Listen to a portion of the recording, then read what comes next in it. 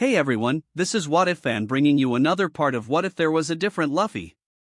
You can find the fanfic title and the original author's name in the description below. Please make sure to support the creator. If you enjoy the video, don't forget to like, subscribe, and hit that notification bell so you never miss an upload. Also, a quick update, there's only one more part left in the story. What if Ichigo had a different Zanpakuto before we fully catch up with the author? So once again, I'd love to hear your thoughts on what the next project should be on this channel. I'm currently deciding between these three fanfics. What if Seinen System in High School DxD? What if Ichigo awoke his true powers? What if Mangaka in One Piece World? Please vote in the poll and let me know which story you'd like to see next on the channel. Alright, let's jump into it. Chapter 381, Reception of the New World. 02. Third-person POV. Fishman Island. The sea formed a wave next to the Black Pearl, emerging from the water as it burst into the sea on the other side. The ship finally emerged completely from the bottom of the sea as it entered the chaotic scene of the New World. Its flag soon appeared to all 200 government ships, while the pirates had the same view with thunder exploding everywhere. The Jolly Roger of the Straw Hats was impossible not to recognize as soon as it appeared there in front of the government ships, while the ship's coating burst. All the Straw Hats looked at that scene at this moment, while Luffy calmly walked across the deck while the rain continued to drip on its wood. Luffy let out a light whistle as he approached the front of the ship amidst that chaotic sea, looking surprised at the line. "Well, this is a bit unexpected," Luffy murmured. "What is this? 200 warships are in front of us," Usopp exclaimed in shock. Help!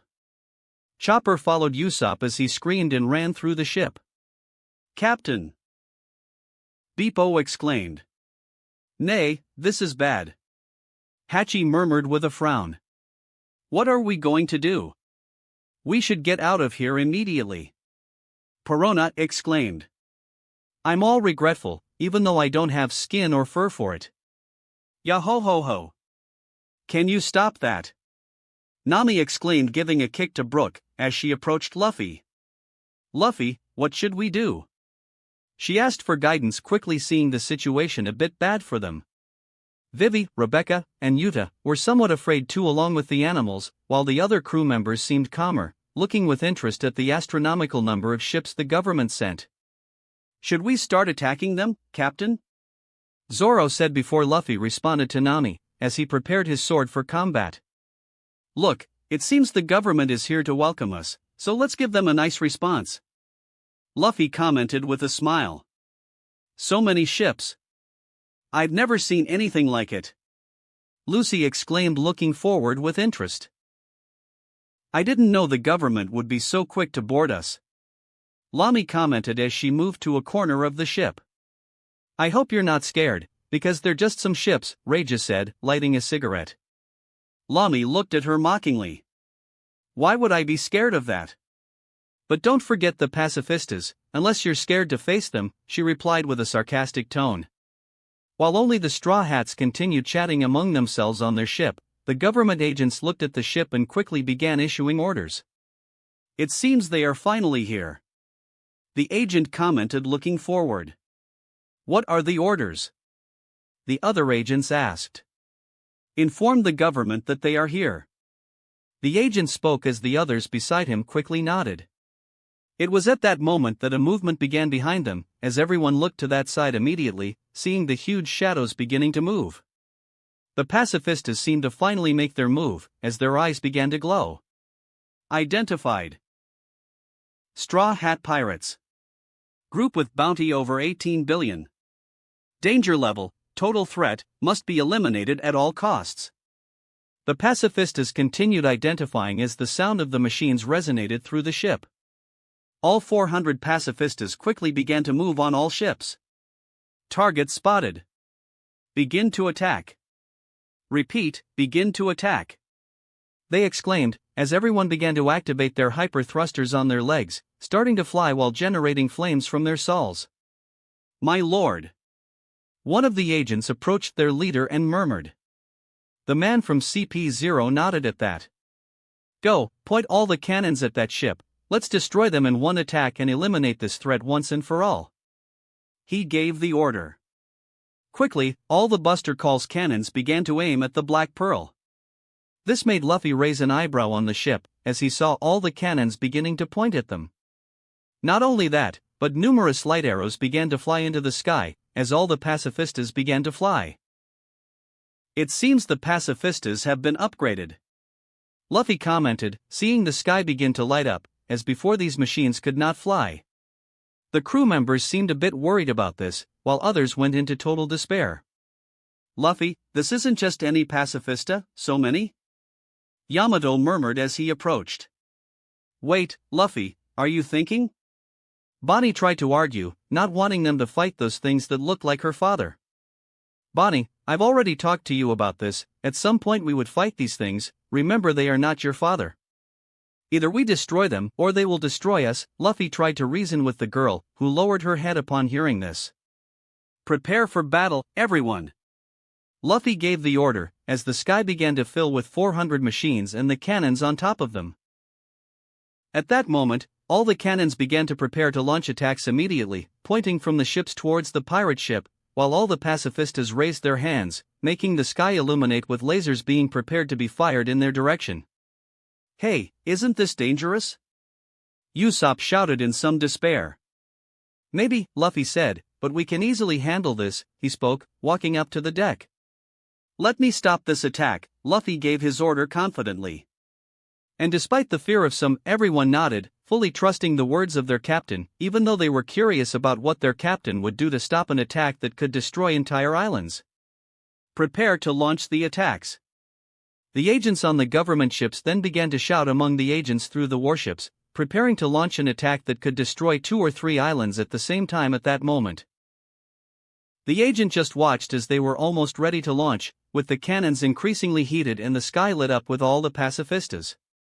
It's time to destroy this group for the good of the world government, let's clear this group from the world once and for all and end this enemy of the world government. The CP0 agent exclaimed and raised his hand, preparing to give the order. The scene moved to the ships preparing, then to the pacifistas, ending with Luffy jumping on the deck as he crossed his arms in front of the threat. The cannons were about to explode at this moment. Then the agent finally lowered his hand, while all the sound from the place seemed to disappear for 2 seconds, and the next moment, explosions from all 200 ships began and, at the same time, all the lasers flew out of the sky toward them at supersonic speed. The sonic explosion broke the silence as it left the ship increasingly illuminated and even turned it into an ant in front of so many attacks, blinding anyone on the Black Pearl looking at the flashes of light. This would be destruction for anyone. Even Yonkus like Kaido, perhaps could not handle it. But the explosion that all the government agents expected did not happen, making them look at those flashes of light in front of them, stunned. Hey, what's happening there? How can this be happening? They immediately murmured, with shocked and stunned looks, seeing all their attacks suddenly stopped in space in front of the ship, unable to advance to destroy them. Even the Straw Hat crew looked with wide eyes at their captain and in front of him. The attack stopped, Nami murmured in shock, as she saw lasers and bombs launched by the ships stopped in the air, in a static form, not moving 1 centimeter since they were stopped. Her gaze fell on Luffy, who was standing there calmly, with one hand raised forward, with a smile on his face, seeing the entire enemy attack stopping thanks to his command. Moa Moa no Mi, time, apply, 0.001. Luffy had activated this command that could alter time, even creating the illusion of stopping with the speed reaching such a low level, and that's exactly what he did. He stopped all objects being launched in their direction, trapping them, another feature of the evolution of his multiplication fruit. Well, Captain, that was surprising, Zoro had to admit as he murmured, seeing that everything was under control. Yes. Luffy commented as he turned his attention back to the government ships. Anyway, Lami, grab all the communicators from the ships, Luffy requested. And you guys, it's time to have some fun too. I'll let you lead with all of them. Luffy simply spoke as his crew nodded after breathing a sigh of relief, with the threat being stopped. Hey, what's happening there? Let me see a video, a voice was heard from a CP0 agent's Den Den Mushi, as he maintained a shocked look in front of him. He absorbed the words of his superior at this moment and quickly nodded. Yes, my lord, we will show now. The agent spoke as he asked some men to pick up the Den Mushi with video call, and he took it to start showing his superiors the situation. However, just as he was about to start the call, an entire space began to emerge and turn the atmosphere blue. Quickly, all the Den Mushi disappeared in the next moment, falling into the water with the snails looking stunned. That? The communication devices. This is bad, we've lost contact with Mariewa. The agents were quite scared at this moment, and suddenly, an explosion emerged from the side of the pirate ship, while a winged monster appeared at this moment, as its flames lit up the dark sky. That's the Phoenix of the Straw Hats. The government agents quickly recognized. But it didn't stop there. After all, another 50-meter monster emerged flying from the ship, as a huge harpy appeared, then another with a dragon. The Phoenix, Bahamut, and Garuda were just the first, while other explosions of light came with Leviathan, Odin, Shiva, Titan, all beginning to fly through the sky above the ship as all 200 ships were now facing gigantic creatures. I'll help too, Lucy exclaimed as she jumped into the sky with her Jeppo and started her transformation. Gear 4, she exclaimed. Wolf. Chaochu also transformed into his bestial form. Well, deal with them all. Luffy murmured as he saw more and more members also going to help. The Straw Hats were starting a show entering the New World, causing a huge loss for the world government. After all, what was in front should be worth a lot of money. Luffy could have been satisfied in trying to capture these machines to make money, but he did not do that. What he really wanted was the destruction of all who stood in front of him. Chapter 382 Reception of the New World 03. Third-person POV. New word. News of the events in Sabaody was still circulating around the world. There were those who feared for their lives after Monkey D. Luffy's declaration, quickly vanishing from the map, either by changing their name and moving to another blue or a very distant place. But there were those who smiled at the news, especially those who knew him but did not have direct contact as they did with their territories. Lastly, there were people who hated him and were preparing to attack them. However, what the people of the world did not know, except for the top echelons of the government, was the battle happening at this very moment a few kilometers from the Red Line.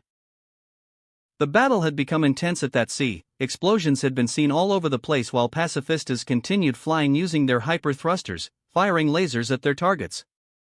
Even the ships did not remain idle as the pirates cornered them, having to attack after losing communication with Mary Geos. BOOOOMMM. BOOOOMMM. BOOOOMMM. BOOOOMMM. The cannons kept firing while in the sky the explosions were not left behind in the chaos.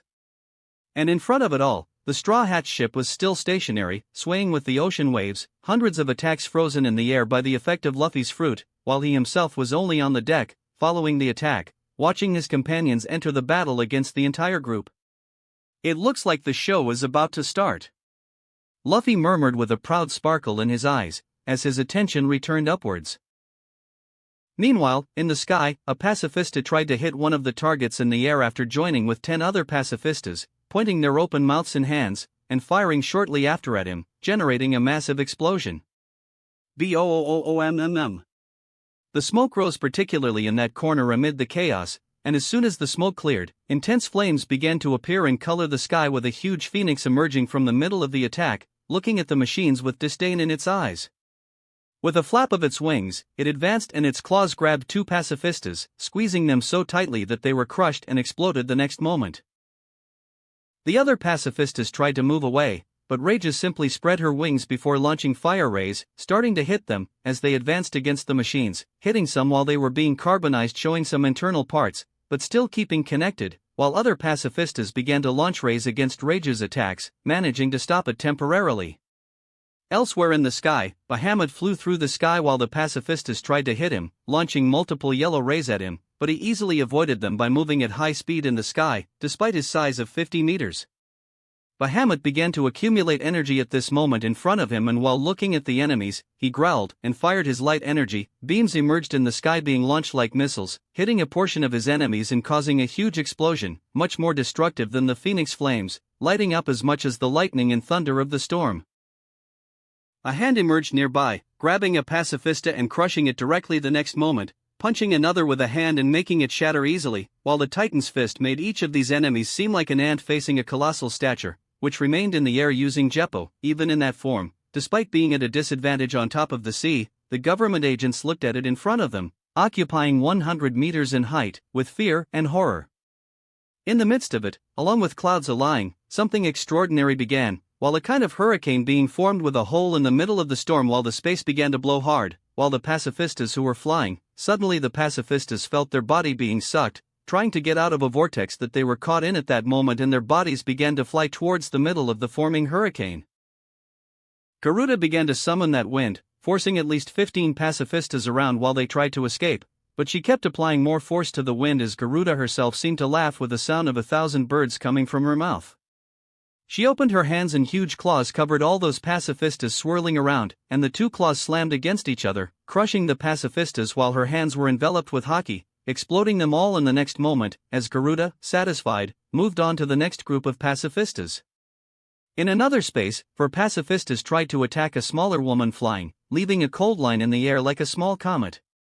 She dodged the attacks easily, reappearing on the other side while spinning in the air, before looking at her attackers. Shiva maintained a calm look, raising her hand towards several rays flying in her direction, as a shield was created, designed with a snowflake, while the explosion occurred, but the ice was not damaged. New circles appeared beside her, generating 9 ice spears advancing against the machines, which barely had time to dodge, with only a few managing it while one was pierced, entering the metal body as all the circuits froze and stopped functioning. Beside them, a huge serpent hunted through the sky, almost resembling a Chinese dragon like Kaido or Rebecca, while Shirahoshi transformed into Leviathan, swam through the sky hunting numerous pacifistas trying to flee from him, but not for long as it was destroyed in the next moment, with his teeth clenching the machines and destroying them with a quick bite. The ships could only watch those monsters destroying dozens of pacifistas with such ease that the people on the ships looked increasingly terrified, while trying desperately to hit them, but without success as they merely seemed to be playing with them. "My lord! We must retreat immediately," one of the agents asked the member of CP0. "We can't, we must continue, shoot at them. We need to take them down." The member of CP0 gave the order, though he no longer seemed as confident as before. The other agents were having a tough time, as they looked at their boss with some despair. After all, they saw that chaos and wondered how they could possibly defeat those monsters. Lightning! It was at that moment that their gaze fell on a huge shadow emerging on another side in the middle of the storm, as another lightning bolt struck and the shadow appeared again. "What is that? It's huge!" The agents began to swallow hard as another lightning bolt appeared and revealed the monster stationary in the sky in front of the ships, while a knight was shown riding a horse with a huge black sword in his hand. "Hey, it's that thing that appeared in Marineford." They pointed, with a bad feeling, while Odin was there standing without even caring about the pacifistas like the other crew members. Odin began to lift his sword at this moment as it started to glow in darkness with crimson tones, with another lightning showing Zoro transformed, ready to launch his attack. "Is he going to attack us? We're in the line of fire. What does he plan to do from that distance?" They didn't have time to exclaim properly, for in the next moment, the knight lowered the blade and a huge slash swept through the air, with black and red light, the slash flying towards the fleet, slicing the sea and destroying half a dozen warships with its size. The agents could only scream as they were totally destroyed, but beyond the destruction of the ships, what came next left everyone shocked. The slash left a mark on the sea as it opened with this cut, and the logic was that the sea would close to return to level, but this did not happen in the next seconds, while the walls of the sea stayed open as if the sea had become a waterfall. "What is that? That shouldn't be real. The ship. It's being sucked in. Turn the ship, we're about to fall into the abyss." The agents screamed in desperation. All the surrounding ships began to be sucked in as the sea continued to be pulled towards the line opened by Odin's sword. "Help!"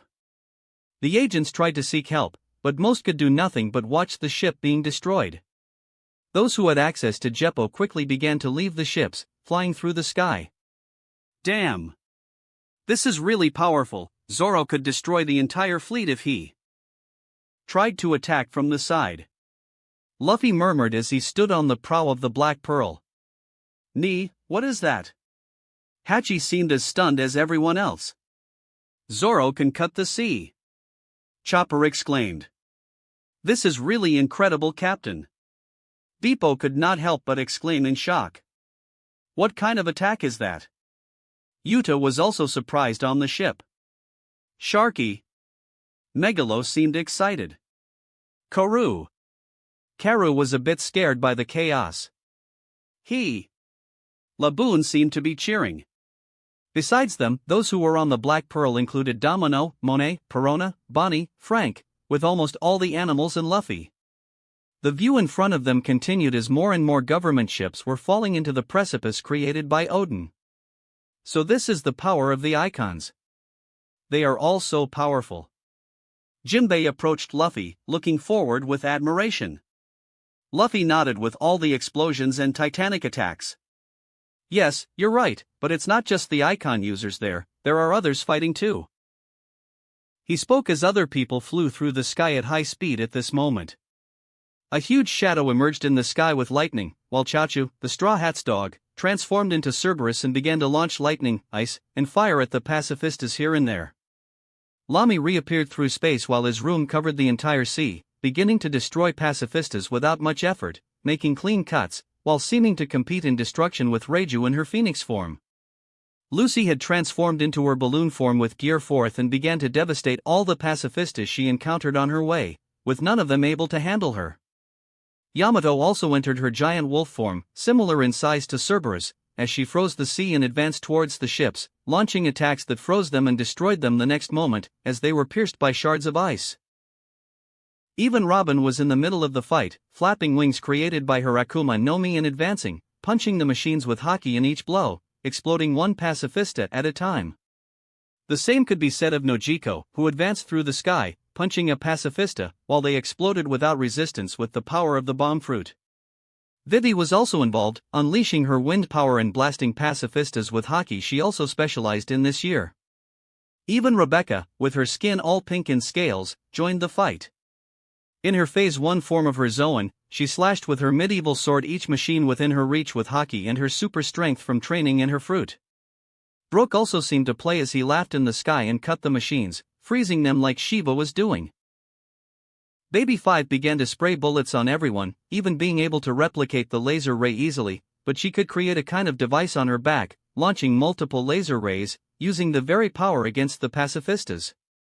In the face of the power of the world government, the Straw Hats launched against it, showing that even this amount that the government sent to finish them off ended up being just cannon fodder, while the crew continued to destroy and easily pass through all their opponents at that location. Chapter 383, Reception of the New World. 04. Third-person POV. New word. Cut. A government ship was sliced in half as Rebecca passed by one, leaping again through the sky with Jeppo and advancing to the next. While the nearby ships, affected by the cut sorrow created in the sea and still experiencing the cascading effect pulling all ships that tried to escape their downfall unsuccessfully, fell and deteriorated into a pile of ships collapsing on top of each other, fish flailed out of the water in that space where the water had been cut to the seabed. "This is bad," exclaimed one of the agents, landing on one of the ships in a safer area after escaping the one falling into the abyss. And before these agents could say anything, their ship began to levitate at that moment, and it was not just one, others also began to rise as several of them did the same and began to ascend to the sky. Dozens of ships were being lifted by a female hand, as Lamy stood with her sword on her shoulder, lifting them with her raised finger. "We have to get out of here," the agents exclaimed, while those who could quickly escape jumped from the ship with Jeppo, leaping through the air. "Don't think you got away that easy," Lamy commented calmly, still floating in the air as she began to swing her blade, making quick cuts with one hand from a distance and without the agents being able to react. Their bodies began to be divided while they were in the air using Jeppo, causing them to lose control. "My legs," someone exclaimed as they saw their legs trying to jump through the air, while the upper part of the body fell downwards, straight into the water, unable to do anything. "My head. I'm falling into the sea," another exclaimed, as his head shouted separated from the body and spinning amidst all that chaos. Lamy cut down the last of them trying to escape, until only about 20 ships remained, floating in the sky. Then, she sheathed her sword and clenched her fist that still maintained control within her room. At that moment, all the ships began to move against each other in the air, colliding, while their timbers groaned, being crushed immediately, with explosions emerging from the equipment inside them. The government men could only scream in terror, while they were in the middle of that situation, before they started to explode completely. Boom! Boom! Boom! The explosions eliminated all the ships, with only debris falling from there, while Lami just looked on satisfied. Boom! Boom! Boom! On the other side, other explosions continued, as a girl with blue hair advanced from ship to ship, punching them and causing explosions throughout, using the bomb fruit so that each ship would explode as soon as she touched it. The entire ship was destroyed, while the government agents turned to dust. Nojiko moved from this third ship and advanced to a fourth while continuing to leave a line of destruction, moving as fast as Saru and Jeppo with the addition of her bomb fruit that exploded beneath the sole of her feet to become much faster than the advanced 6 style could generate. Winds began to surround some of the ships in the middle of the sea, still firing, leaving the agents stunned, while the ship flew through the sky with impressive violence within a hurricane suddenly created along with other ships as well. Vivi raised her hands, before slapping with both hands, and immediately, as if giant hands were around the ship, she crushed a ship with a vortex of wind and vacuum, exploding it into several pieces. She continued to do this with several ships easily with her logia of wind. Robin also crushed one ship after another, as she punched with an ability very similar to Lucy's Gear 3rd. As a user of the Hana Hana no Mi, she could easily create giant hands directly from her arm as the flowers joined, like she could create her giant version at Marineford, punching with armament hockey and devastating ship by ship as she approached, flapping her wings on her back. "You are not sailors, so I can fight with everything I've got." A voice emerged atop a ship, as the agents, already terrified by the situation of their colleagues, barely had time to react to seeing a huge black fist of hockey, crushing and exploding ship after ship, with Lucy using the power of the Gomu Gomu no Mi. Elsewhere, a line of ice began to traverse several ships, and 30 warships were immediately pierced, with the sea frozen on that side as they were speared and lifted with towers of ice piercing through the hull of the warships. Yamato, using the power of her mythical beast, was causing enormous damage. Brook also sliced through the ships with his freezing sword, turning them into ice immediately after passing through the cut ships, while the marine agents remained static in a pile of ice. Baby 5 launched cannons on top of the ships too, while her lasers, imitating the pacifistas, hit the government agents, who had no chance to defend themselves. "This is bad, we can't stay here any longer," a government agent murmured, seeing chaos taking over the area. There was nothing more to be done. "This is much worse than we imagined," a CP0 agent murmured on one of the still intact ships, seeing that half of the pacifistas and half of the fleet had already been destroyed with just the Straw Hats' advance, unable to stop any of them. While the remaining pacifistas were still being confronted by icons in the sky, they wouldn't last much longer. "You, hold him off. I would have a better chance of surviving here by escaping them." The agent in white came to this conclusion, being the strongest. He had to pass on the information of the failed mission and how the power of the Straw Hats was much greater even than at Marineford. He needed to report this to the world government so they knew the level of threat they were dealing with. The other agents nodded. "Yes, sir. Please, don't let our deaths be in vain." They knew they would die soon, so at least they wanted it to be worth something. The agent in white nodded, prepared to leave. Meanwhile, on the Black Pearl, Luffy narrowed his eyes at this. After all, he could hear everything with his observation hockey. "Idiots. Think you can just leave like this? Or even that we'll let you leave," he sighed while still keeping all the attacks stopped and static in the air. Looking at the battlefield while managing the fight and intervening as needed, something similar to Whitebeard at the start of the war in Marineford, he looked for someone who could intervene, but everyone was busy, so he decided to speak with someone else so as not to disturb anyone fighting there. He took a Den Den Mushi out of his pocket and made a call. "Pero, Pero, Pero. Catcha." It didn't take long for someone to answer on the other end without Mushi. "How long are you going to stay hidden? Can you take care of that guy in white?" Luffy simply said this. The Den Den Mushi stayed silent for a few seconds until a tongue-clicking sound emerged. "Tisk" was the only thing the other side said, simply hanging up shortly after. Luffy put away the den den mushi, knowing what would follow. Suddenly, the lightning began to intensify, becoming like a rain falling all around the battlefield, noticed by everyone. The agent in white looked dazed as they seemed to be inside a cage of lightning, surrounded on all sides, seeing no way out of there, with his expression growing darker and darker. At that moment, the sky brightened above them.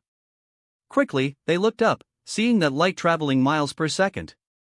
Immediately, a huge bolt of lightning fell in the middle of the remaining ships, and 50 of them exploded in an explosion that shook the entire sea, while the lightning seemed to enter the ocean non-stop. It was such a powerful attack that it could devastate an entire small island, and the agents, not even the member of CP0, had a chance as this lightning traveled at a speed of 3 kilometers per second, devastating the entire place in milliseconds. Everyone stopped fighting for a moment and could only look on in surprise as a golden arc emerged from the clouds in the sky. With so much difficulty dealing with mere mortals. You really have weakened in this past year. Enel's voice seemed to be heard as lightning emerged throughout the region. Who is this guy? Kairos wondered, shocked by that power. Arrogant as always. Hasn't changed, but at least he's gotten stronger, Luffy spoke calmly while looking satisfied at his companion who had gone to the moon and finally returned. With the agent killed and several ships destroyed, fewer than 50 warships remained at this point, while those left looked stunned and even with utterly defeated expressions. But the Straw Hats did not seem to want to stop until they destroyed the last one. Even without much resistance for a moment, the Straw Hats soon began to destroy the remnants of the ships and the pacifistas. And it didn't take long for the last ship to be destroyed and the last pacifista to fall like an old can in the middle of the sea, while the agents no longer fought at the end, seeing their death coming their way. It seems it's over, Luffy murmured and looked ahead filled with attacks that he had stopped. Lami, can you help out here? He asked, as Lami teleported to the ship before making it disappear and reappear amidst the wreckage of the government ships. The space in the sea opened by Zoro began to close at this moment, exploding into waters until the sea began to stabilize. Then Lucy, Zoro, Chaochu, Yamato, Robin, Nojiko, Vivi, Rebecca, Brook, Baby 5, along with all the users of the Icon's mythical fruits, cancelled their transformations to land on the Black Pearl. The sea finally began to calm down, and even the storms surrounding them seemed to open up, as rays of sunlight emerged in the middle of the sky, showing it blue. Enel approached the Black Pearl at this moment as the man who considered himself a god or even sought to be that, landed on the deck with lightning. Arrogant. Hugo murmured to the blonde. I am much stronger than you now, man of Earth. Enel taunted. Luffy set aside their quarrel and went to the Ark, shrinking it back to a small size, before storing it and returning to his crew. After all, they needed to get out of there with all those attacks behind them. Hey, Frankie, get us out of here, Luffy requested. Frankie quickly went to the ship's control room, which handled all the internal commands of the Black Pearl if they wanted to steer the ship from there and do other things. It was a high-tech room, and Frankie, already familiar with it, began to program the ship's nitro system. He finally pressed a button, and thrusters opened behind the ship, starting to glow blue and blasting forward. Everyone better hold on, Luffy requested, and many of them began to scramble to hold on to anything, as the ship started to blast forward and took off into the sky. Meanwhile, Luffy released the effect of his Moa Moa no Mi in its static state, and they flew forward, where the Black Pearl was just a moment ago. As soon as all the attacks advanced to the middle of the sea, they quickly generated a huge explosion the next moment, expanding for several kilometers. Meanwhile, the Straw Hat ship flew in the sky, everyone watching it as a spectacle, feeling the force of the impact the next moment, and even Mary Geos and nearby islands might have felt it at that moment. A moment later, a gust of wind and force from the explosion hit the ship, making it sway in midair. What could we do if we were hit like that? Piranha seemed to panic, looking at the huge explosion in the distance with horror. The government doesn't play around, but those weren't even their main forces, Luffy commented with some calm. What do you mean by that? We faced 200 warships and 400 pacifistas. How is that not the government's full force? Monet murmured, surprised. You underestimate the government, Luffy replied. I've faced a stronger threat than that force, remember the angel woman I fought at Sabaody? So don't be surprised if even more powerful forces show up in the future. But that's good, it'll be fun to keep destroying any attempt by the government to stop us, Luffy spoke with a smile, looking back at all the destruction they had caused, before looking forward as the ship began to descend again, advancing towards the sea, ready to finally start their journey in the new world. Chapter 384, The Enemy Strategies Begin. Third-person POV. New word. In the sea left behind by the explosion, which had caused a tsunami throughout the region at the beginning of the New World, some nearby islands were affected. Even the giant waves crashed against the red line. There were some debris floating in the water. Among thousands of debris, there was the head of a pacifista floating in the sea. While the sun shone against its broken glasses, its eyes seemed lifeless, but suddenly, they began to glow, as if it was computing everything, blinking and emitting a computational sound, until they finally stopped blinking for a moment, and the pacifista was completely destroyed. It seems that interference has stopped, and the data has begun to be retransmitted, or at least what's left of it. In another place, a voice emerged. This place was a luxurious room, as it always had been. After all, those who were here continued to decide everything about this world, and all these men were seated. Again, these were none other than the elders themselves, all analyzing what was before them, while several den mushies were connected to each other with cables, while one in particular had the shape of a large antenna, connected to a giant tower next to the Pangaea castle. All the den mushi, which numbered over 20, emitted a screen on the wall.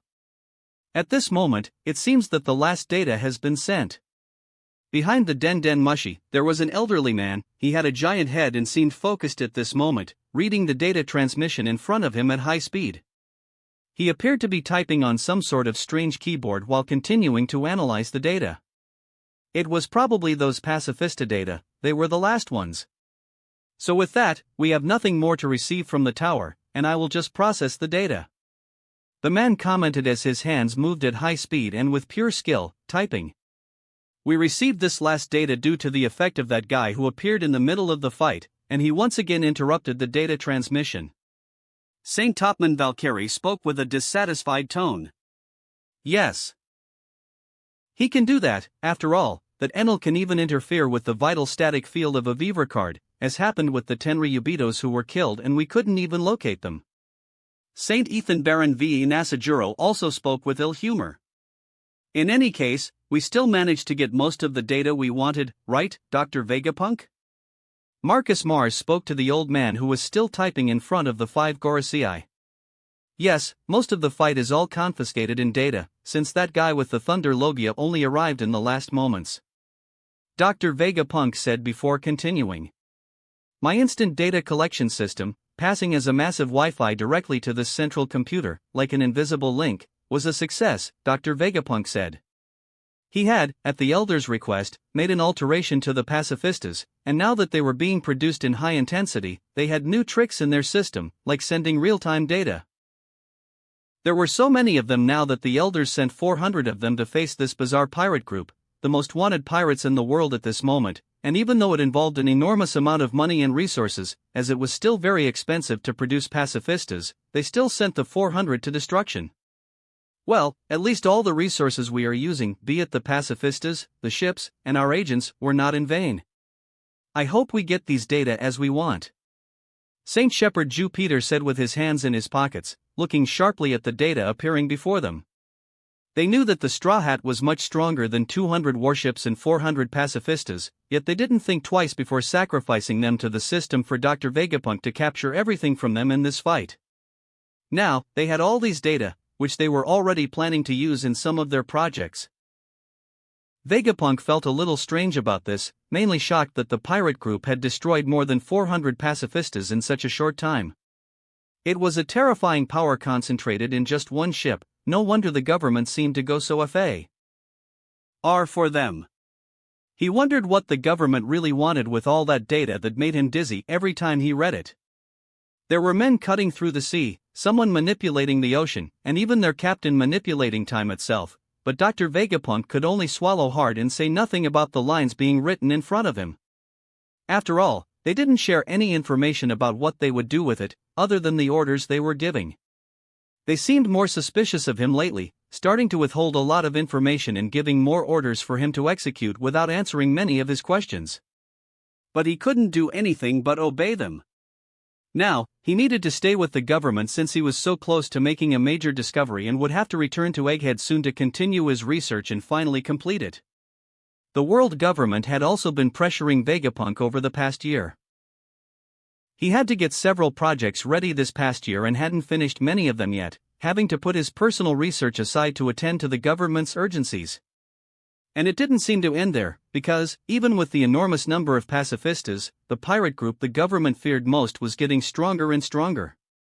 They were starting to initiate projects that Vegapunk thought were madness, but he couldn't deny any orders from those old men behind him. After all, even if he helped, they could simply kill him the moment he was no longer useful, or worse, if he also became a threat to the government. "We will hunt them down soon with this," St. Marcus Mars spoke again, looking at the others. "Yes, but we'll still have to wait a little longer," another said. "It's still too early, but with this data, no matter how much stronger they get, from now on, we can use it against them and also to our advantage to strengthen the government." This same elder spoke in a dark tone, while Vegapunk only tried to focus on the data but couldn't help feeling a shiver hearing that voice. "I thought you would be the first to try to kill them," St. Ethan Baron V and Asajuro murmured, looking at the man on the last sofa. "For me, I wanted to kill him at this moment or any other, but I'm not a fool either. We can't face them yet, with the danger they pose to Mary Geos, however." The man spoke, his voice emitting deep hatred. "I will kill that straw hat," the elder said, who was none other than St. J. Garcia Saturn, appearing on the last seat. His figure was nothing like it used to be, he was missing a leg, an eye, several fingers from his hand, and half of his face was destroyed, as well as much of his body being charred. A consequence not too surprising after spending months inside a comet traveling through the planet's orbit until he finally managed to escape it.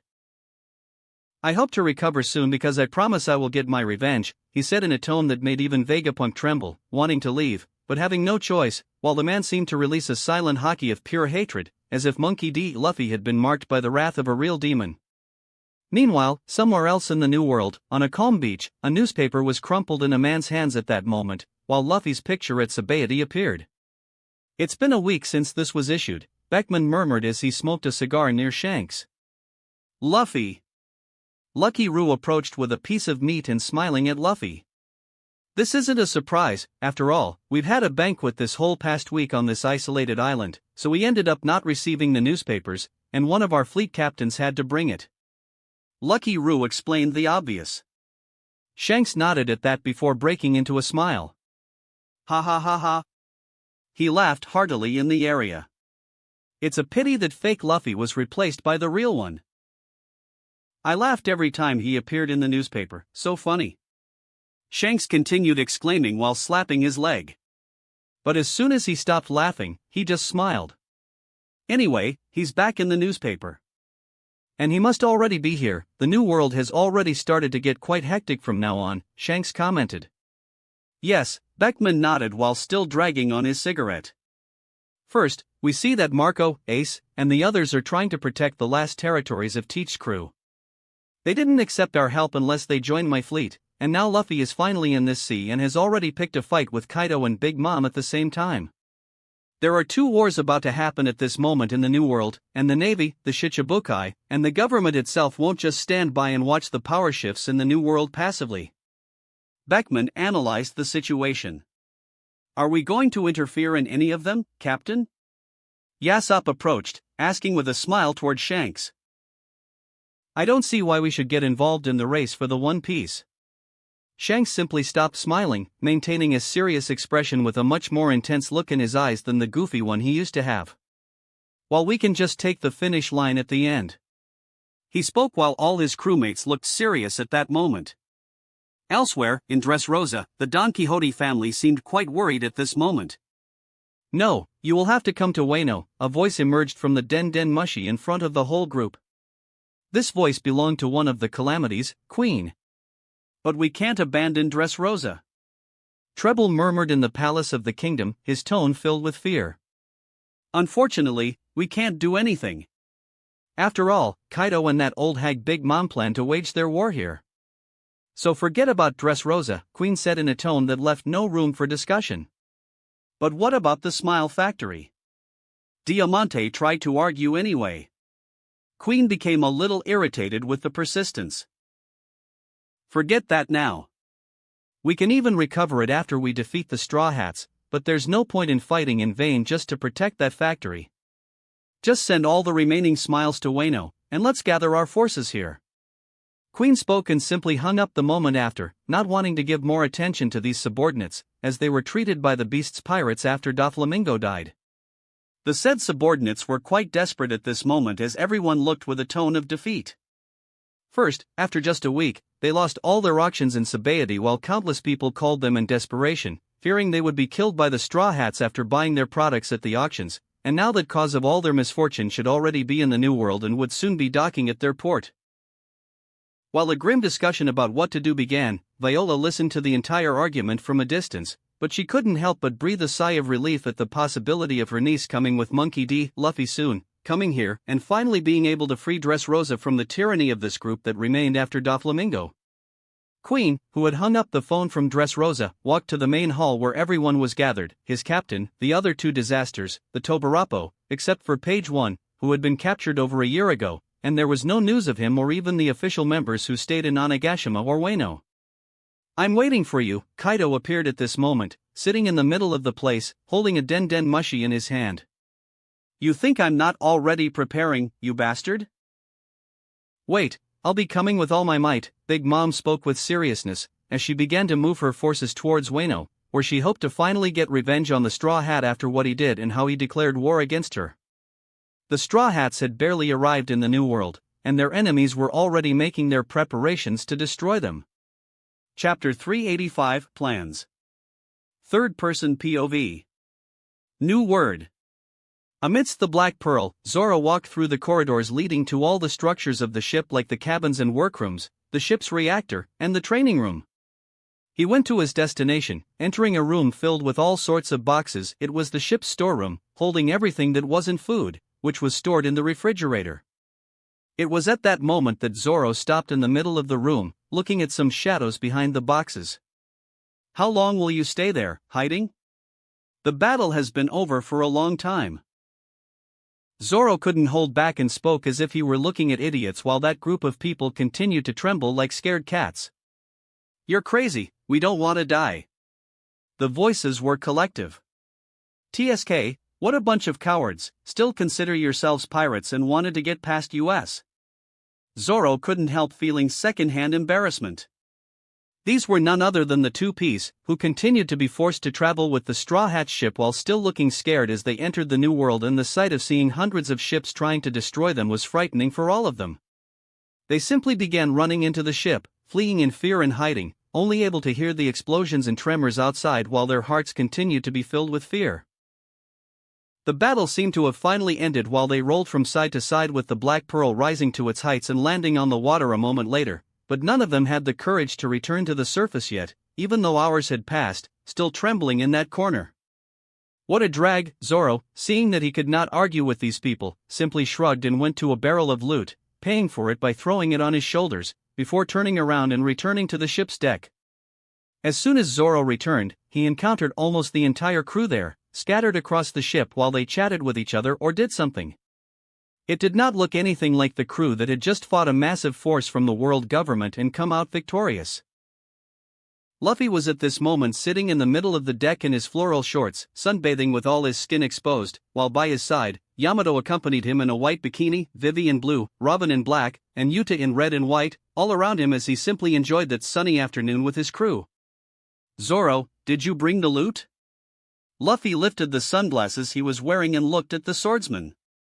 Yes, here, Captain. He spoke, throwing the entire barrel of loot after having taken a large cup for himself. Luffy just drank contentedly, sighing at the end satisfied. The women just looked at him but said nothing, accustomed to the sight of him drinking almost every day at banquets or even moments like these. Captain, what do you intend to do with those fools inside the ship? Zoro suddenly asked, still not understanding why Luffy had brought them to the New World. Them? Haha, Luffy started laughing after lounging in his chair enjoying the sun, because it will be fun. Luffy simply spoke, while Zoro grimaced, but knowing his captain, he just shrugged. Luffy, is this correct? Nami approached at that moment as she sat beside Luffy's chair, showing a map to him. Yes. I want you to make a route from here to there, have all the Eternal Pulse ready for each one traveling on each route I indicated. Luffy spoke while lifting his hand and touching Nami's thigh, giving a little caress. Nami was focused after hearing Luffy as she began to quickly mark the map. Well, I have to go back to my cabin, after all, I need to mark it carefully and make some copies for everyone. Nami murmured and then stopped while looking at Luffy's wandering hand and gave him a narrow look. What's up, my woman? He asked with a smile. Later, Luffy, or come to my cabin. She simply spoke as she stood up from Luffy's chair and walked away. She had not denied, but she had work to do with him asking for all those things. Tisk. Yuta murmured with a tone of dissatisfaction. Is my wife jealous? How about I pamper her a bit? Luffy spoke as he went over to Yuta, to be with her, especially since she was pregnant. Luffy. As Luffy was massaging Yuta and applying sunscreen to her, Vivi called him. So you're going to separate us too, like you did with them? She suddenly asked while Luffy nodded in agreement. Yes. I asked them to go ahead because we need to be quick with that kingdom, the rest of us will do different tasks. Luffy spoke. Really? What will we do, brother? Lucy approached excitedly at that moment. Let's talk later. For now, let's enjoy the new world sea finally, like we used to in the old days, he said, as he simply pulled his sister and tickled her ribs. Hey, stop it. Ha ha ha ha ha ha ha. That tickles, Luffy, stop. Lucy began to laugh as Luffy didn't seem to let go, smiling at his sister's suffering like in the old days and finding it amusing. The day went by as he continued interacting with his crew, until the night arrived and a grand banquet began while everyone celebrated again under the starline of the New World. It seems we'll have to join them. Luffy spoke as he put his shorts back on. Yes, everything's ready, even though you bothered me a bit. Nami murmured, dressing in her bra after they had sex in her cabin, but despite her words, Luffy knew she was joking as he showed a mischievous smile. Let's go then. Luffy finally said, as he headed out joining the crew with Nami as they enjoyed the rest of the night. The next day, even those members who had drunk too much, like Jinbei, Zoro, Alvida, and Enel, gathered with Luffy in the training room. As you know, Luffy began, yawning while everyone looked at him and he maintained his line of sight on each of them. We'll make our first move in the New World and we're going to look for more members for our fleet. Are we going to Wano after this, right? Yamato asked anxiously. We'll be there soon, Yamato. Don't worry, just wait a bit. Luffy commented, knowing Yamato's dream of freeing Wano. But now, I want to stabilize our position in the New World and get more valuable members. Luffy spoke. Is that why you sent Lamy, Rebecca, Hugo, Kairos, Monet, and Perona to Dressrosa? Vivi asked. Yes, after all, I want to bring down the Don Quixote family and I'm sure that Kaido won't try to hold this kingdom in a war, while he should be concentrating his forces in Wano along with Big Mom. That's why they went ahead to bring down Dressrosa as soon as possible. Luffy spoke. The members nodded and Luffy looked at his navigator. Nami, Luffy requested as the orange-haired girl approached, show a map to everyone. He asked. She unrolled the map with a detailed drawing of the beginning of the sea, while everyone looked at the marked lines. As you can see, I want you to go to all these places in different groups. Me and a group will be following a route where there are 2 points. You will follow the other fleets while going to Dressrosa to meet up as soon as you complete your missions and I will be with my group, meeting up with all of you there later, Luffy began to explain. Hey, Luffy. These points are kingdoms, do you by chance want us to? Usopp murmured a bit surprised. Yes, it's true. I want you not to plunder these kingdoms, just make everyone surrender and notify them that there is a summons from me in Dressrosa, expecting their kings to appear. After all, I'll give everyone a choice, Luffy spoke. What will the teams be? Lucy asked excitedly about the adventure. Well, with me will be Shirahoshi, Lucy, Nami, Vivi, Hachi. We'll take the longest route. Yamato, Nojiko, Bonnie, and Robin will be another team, following this route. Luffy pointed to the map while the mentioned members nodded. Bippo, Alvida, Jimbei, and Frankie, you will follow this route, Luffy spoke pointing to another line. Leave it to me, Captain. Bippo responded. Enel, Baby 5, Domino, Perona, your destination is in that kingdom, Luffy said. Tisk. Enel, unsurprisingly, seemed to scoff as the others nodded. I won't be with the master? Baby 5 appeared to cry, but Luffy ignored her. Reiju, Chopper, Usopp, and Yuta. Go here, and lastly, Zoro, Kuina, Chaochu, Brook will come here. Luffy finalized all the teams and routes. You can bring the animals if you want. He did not fail to add as well. Now let's get ready, we'll depart immediately. Luffy gave the order, as the others began to leave to arrange their things, at least most of them. The ship quickly started to get busy as Luffy placed new ships in the water, due to increasing their size by taking them out of his collection for the other members to use, and unsurprisingly, he handed the Sunny Go to Frankie's group, while the cyborg seemed left on the ship with hearts in his eyes. We'll see later, don't forget to report any emergency on the communicator, after all, the government and Navy might try something. Luffy spoke. Tisk. Bonnie passed by him muttering, she was still upset by the battle against so many pacifistas.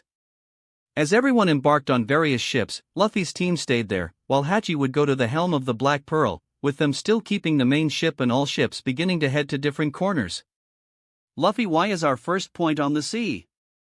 Lucy asked curiously while looking at the map, where there was no island. That's true, there is no log pose for there, where do you want to go?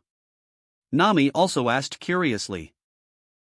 It's time to tell where we're going, Luffy said, opening a smile, as the others paid attention to him.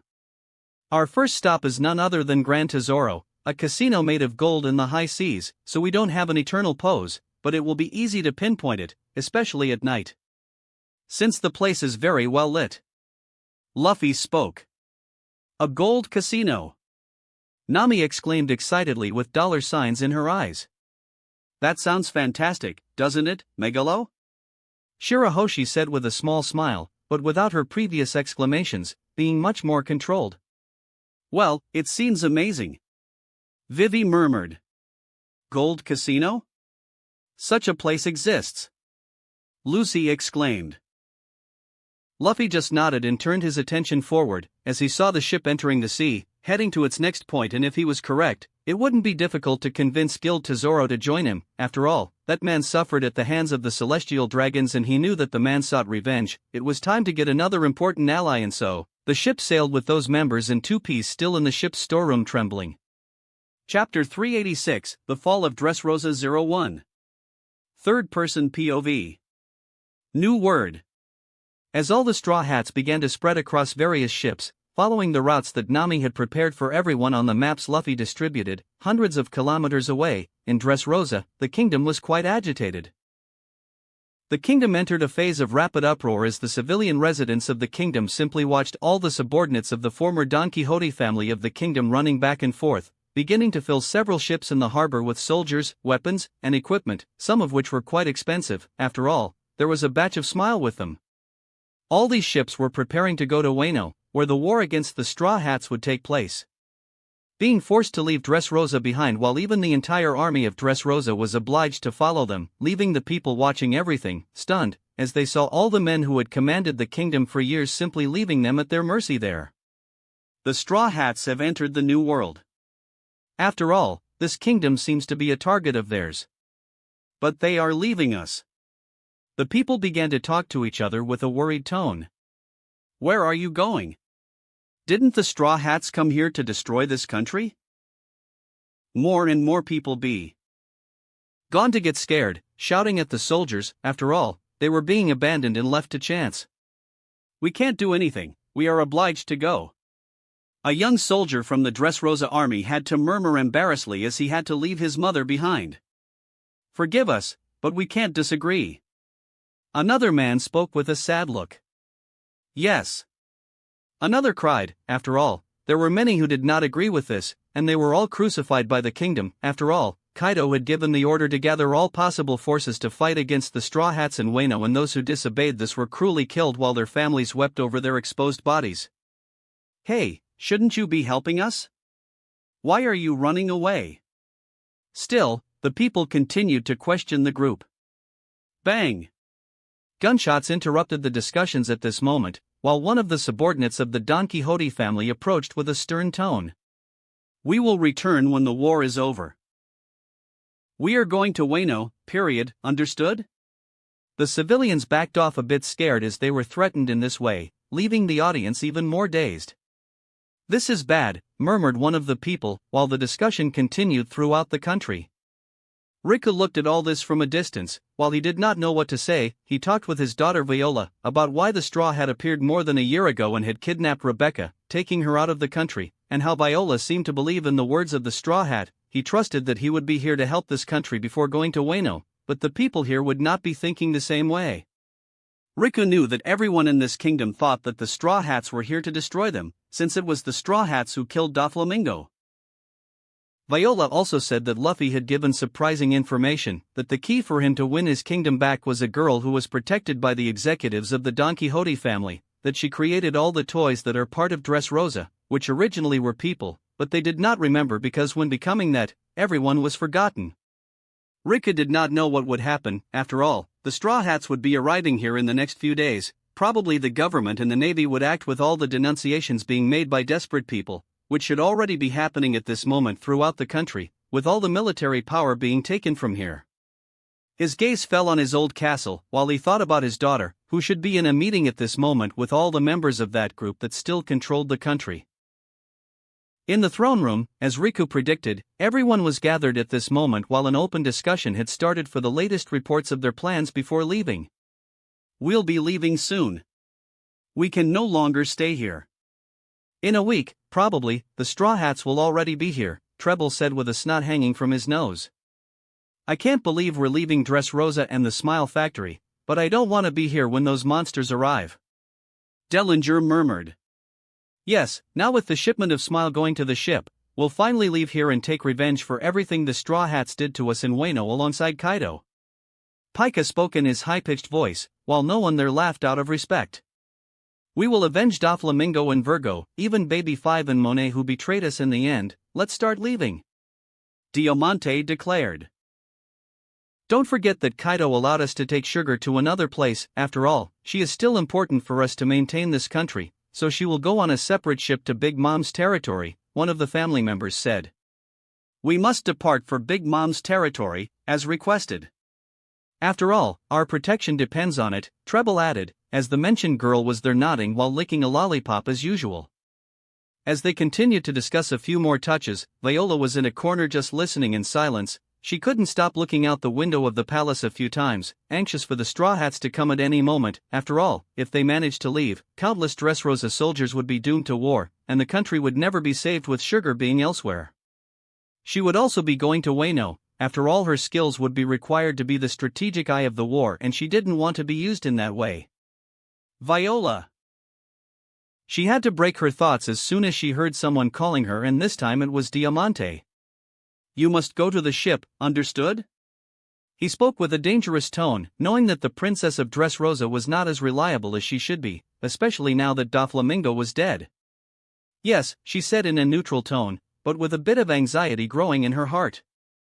It was at that moment that she started to leave, that she suddenly stopped, while her eyes lifted to the sky as they opened wide. Any problem, Viola? Diamante noticed her strange behavior and asked. There's a dragon above Dressrosa, was the only thing she said, while everyone in the room immediately looked at her at that moment, wondering what she was talking about, thinking it was some bluff. It was at that moment that dark clouds began to form in the blue sky, starting to cover the sun and darkening all the streets and places of Dressrosa. While people were still complaining to the pirate subordinates, while they mocked the civilians, and the army of Dressrosa, not responding to the people with shame for leaving their kingdom behind, everyone began to notice the darkness setting in the country.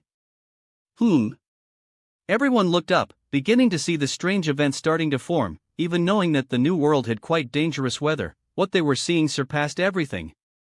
Hey, what's happening here? They asked throughout the streets. A storm, another murmured. But this is kind of strange, said the subordinate, as he gripped his rifle tighter and with some fear to the sky. What's happening? Diamante immediately went out to one of the palace's balconies along with other companions. The entire country was already in complete darkness, with a type of storm forming above it in less than 5 minutes since the first clouds appeared. What is that?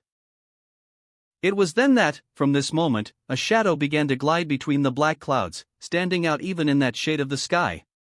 It began to traverse the sky above Dressrosa like a serpent. There's something in the sky. As the people of Dressrosa began to exclaim, the Don Quixote family's eyes widened at that. This.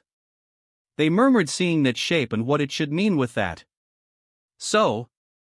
Pica murmured in his unusual tone. Why is he here? Treble exclaimed, stunned. We were supposed to meet in a year, why is Kaido here? These exclamations started in the palace. It must probably be to ensure that the smiles were taken to Wano. After all, Kaido is quite impatient. Diamante seemed calmer now, saying he thought why Kaido was here and why he came.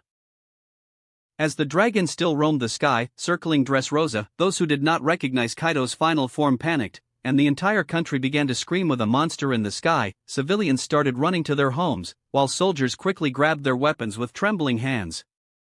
It was no surprise that people were afraid. After all, everyone knew that the thing had caused these dark clouds, and it was immense, being able to race across Dressrosa with everyone watching it. Even the former King Riku, who seemed to be in an internal debate until a moment ago about the Straw Hats, was now scared. But what the Don Quixote family expected when the dragon began to descend, expecting to see the blue dragon, they ended up being stunned when pink scales appeared as the dragon continued to descend through the air. The head of the pink dragon was finally seen by everyone as it descended and began to stabilize in the air, above the main city of the kingdom. What, that's not Kaido? Diamante was stunned seeing that giant pink dragon. All the others from the Don Quixote family were scared by this unknown dragon, as it seemed too feminine to be a man there. But before they could really react, a blue space appeared, covering the entire castle at that moment. This? Treble saw this and immediately became stunned, while Viola, who was also speechless, simply disappeared from the middle of the palace, leaving them stunned. And now, with no one that Rebecca wouldn't want to hurt there, her gaze became more serious towards the direction of the castle, while her body began to stabilize in the sky as people below her continued running as far away as possible from that thing. Do you not remember me? Her voice began to resonate everywhere, while she did not even need to move her mouth to speak.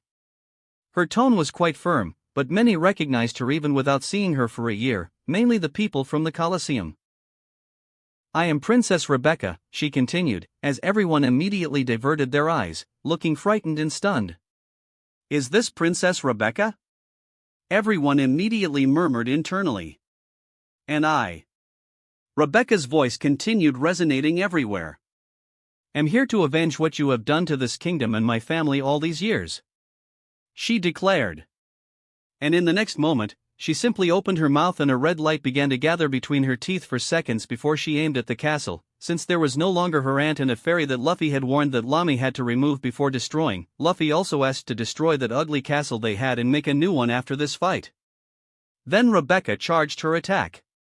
Dragon Breath. Immediately, in the next moment, she released a blast and all the members who were in the castle could only open their eyes before the castle was enveloped in a huge explosion, with none of those who were there able to react in time. And thus began the revolution in Dressrosa, with a small group of the Straw Hats arriving faster than expected to not let the Don Quixote family escape while the entire Dressrosa castle was blown up. Chapter 387, The Fall of Dressrosa 02. Third-person POV. New word. People barely had time to react since the dragon in the sky fired an attack towards the castle and easily destroyed it, as the place formed a ball of light exploding while completely evaporating. The whole country lit up while the sky was still filled with storm clouds, covering the space, but everything was shining thanks to Rebecca's attack. Everyone kept staring at the glare with stunned eyes. The palace was destroyed. A citizen stepped back, afraid. She just blew up the place. Another murmured as his gaze went up where several parts of the dragon passed like a serpent. We must flee. The first person seemed to be the trigger to shout as everyone else quickly began to run at this moment. Quick, we must flee. They began to exclaim as several people quickly ran along with them, starting to move away screaming in terror while the dragon in the sky continued to pass over them. Ex-King Riku looked paralyzed at this as the castle on top of the mountain disappeared, frozen for several seconds. Viola suddenly found herself in another part of the town, while looking dazed to the sides. What is this? A small fairy also appeared there, as she was on the ground surprised. You're just not in the castle anymore, so stop with this drama. A female voice said near them as their gazes fell on Lami standing with his sword on his shoulder, while she looked forward. You. Viola recognized her as she went towards the direction of the explosion while seeing the same vision that her father was having at this moment. Don't worry, it's about to start. Lami spoke calmly. Start what? The fairy princess murmured confused. Then, suddenly, chaos began throughout Dressrosa with screams being heard from all directions where they were, as the next moment, the toys that were also running with the humans and screaming in fear, began to glow at this moment throughout the city. What's happening? They shouted as their toy bodies began to grow, transforming into human forms. And in the next moment, all the memories of all the people who had become toys simply began to return to all the people of the kingdom and beyond, remembering people they had forgotten about, a side effect of Sugar's fruit.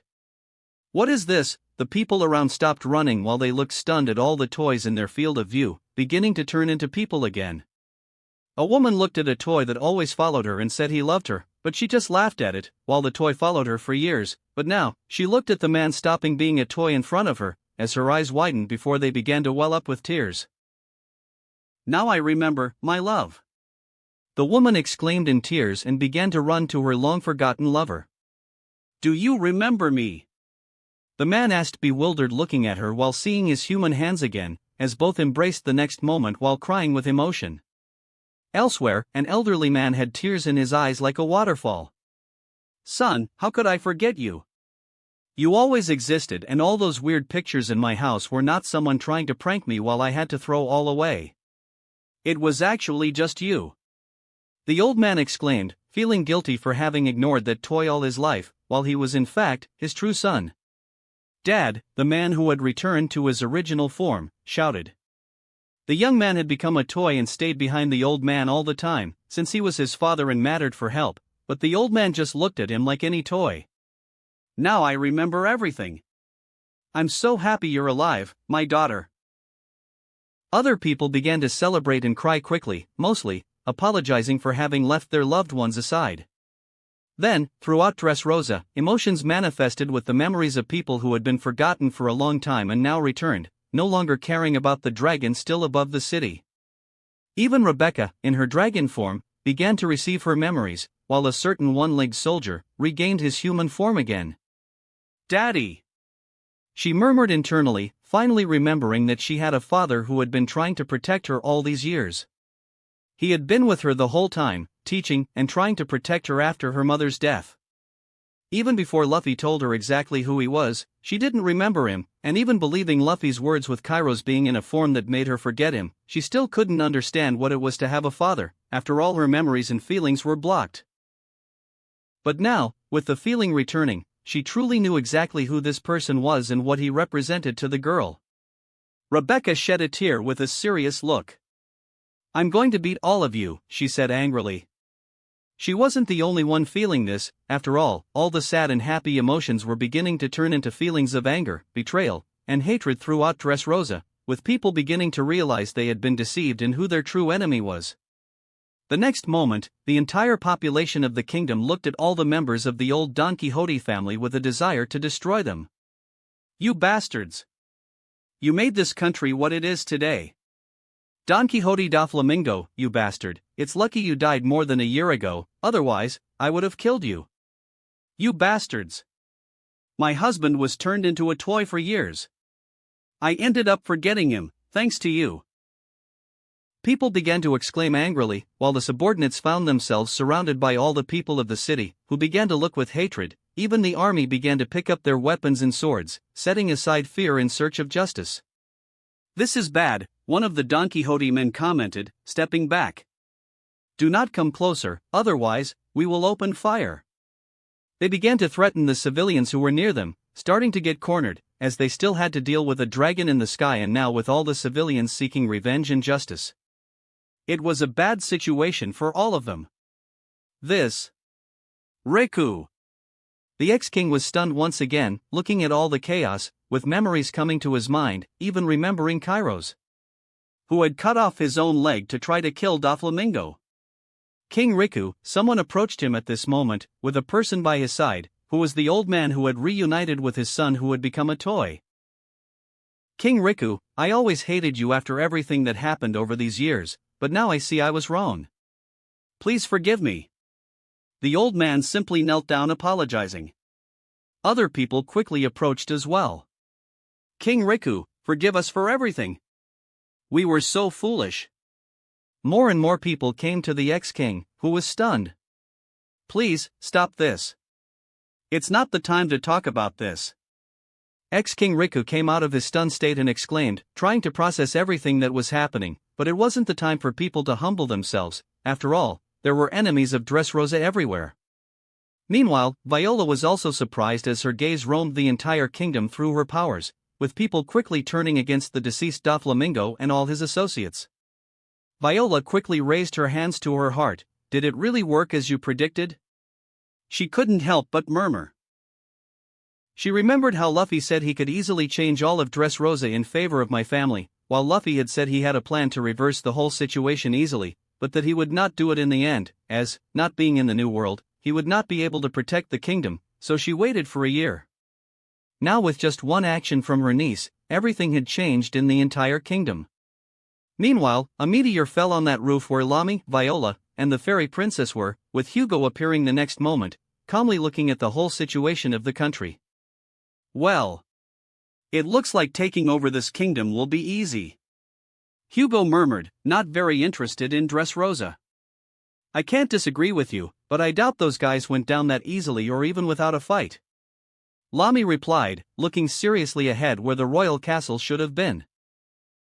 In the castle that Rebecca blew up, as soon as the explosion occurred, several bodies fell down the mountain the next moment, while exploding on the other side of the mountain.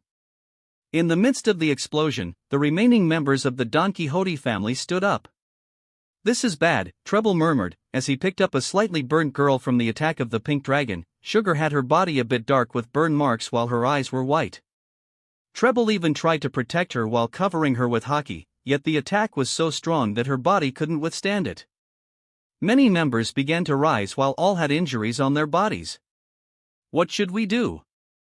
They asked with furrowed brows, realizing the kingdom was out of control as people approached them angrily.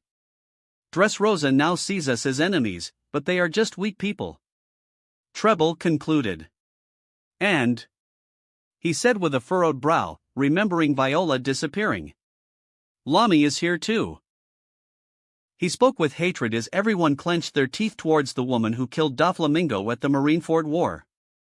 It seems that Straw Hat isn't here. Diamante spoke looking at the situation.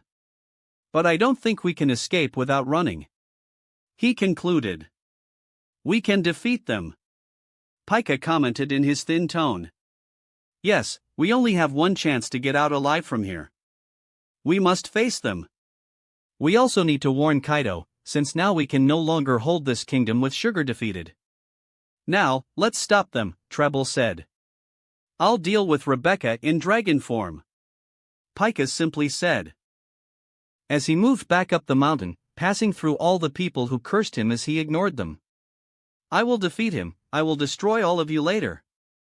He declared, and quickly advanced against the mountain, disappearing into the earth until everything began to tremble the next moment. Hugo, who had a look of boredom, just watching, looked surprised forward as the mountain began to crack and take shape. The next instant, a huge figure began to rise. This is Pika, Lamy commented looking at him, but despite the initial surprise, she spoke calmly. This one is big, Hugo finally showed interest. How such a thing is here, I might enjoy this as well. He said, as he saw the huge stone man begin to rise, making the whole city start to get scared and move away from him. Interesting, leave this one to me, Hugo spoke as he ran forward and jumped. Pika, at 1,500 meters tall, looked at the dragon above the city. Rebecca, he spoke, as his thin voice echoed throughout the kingdom.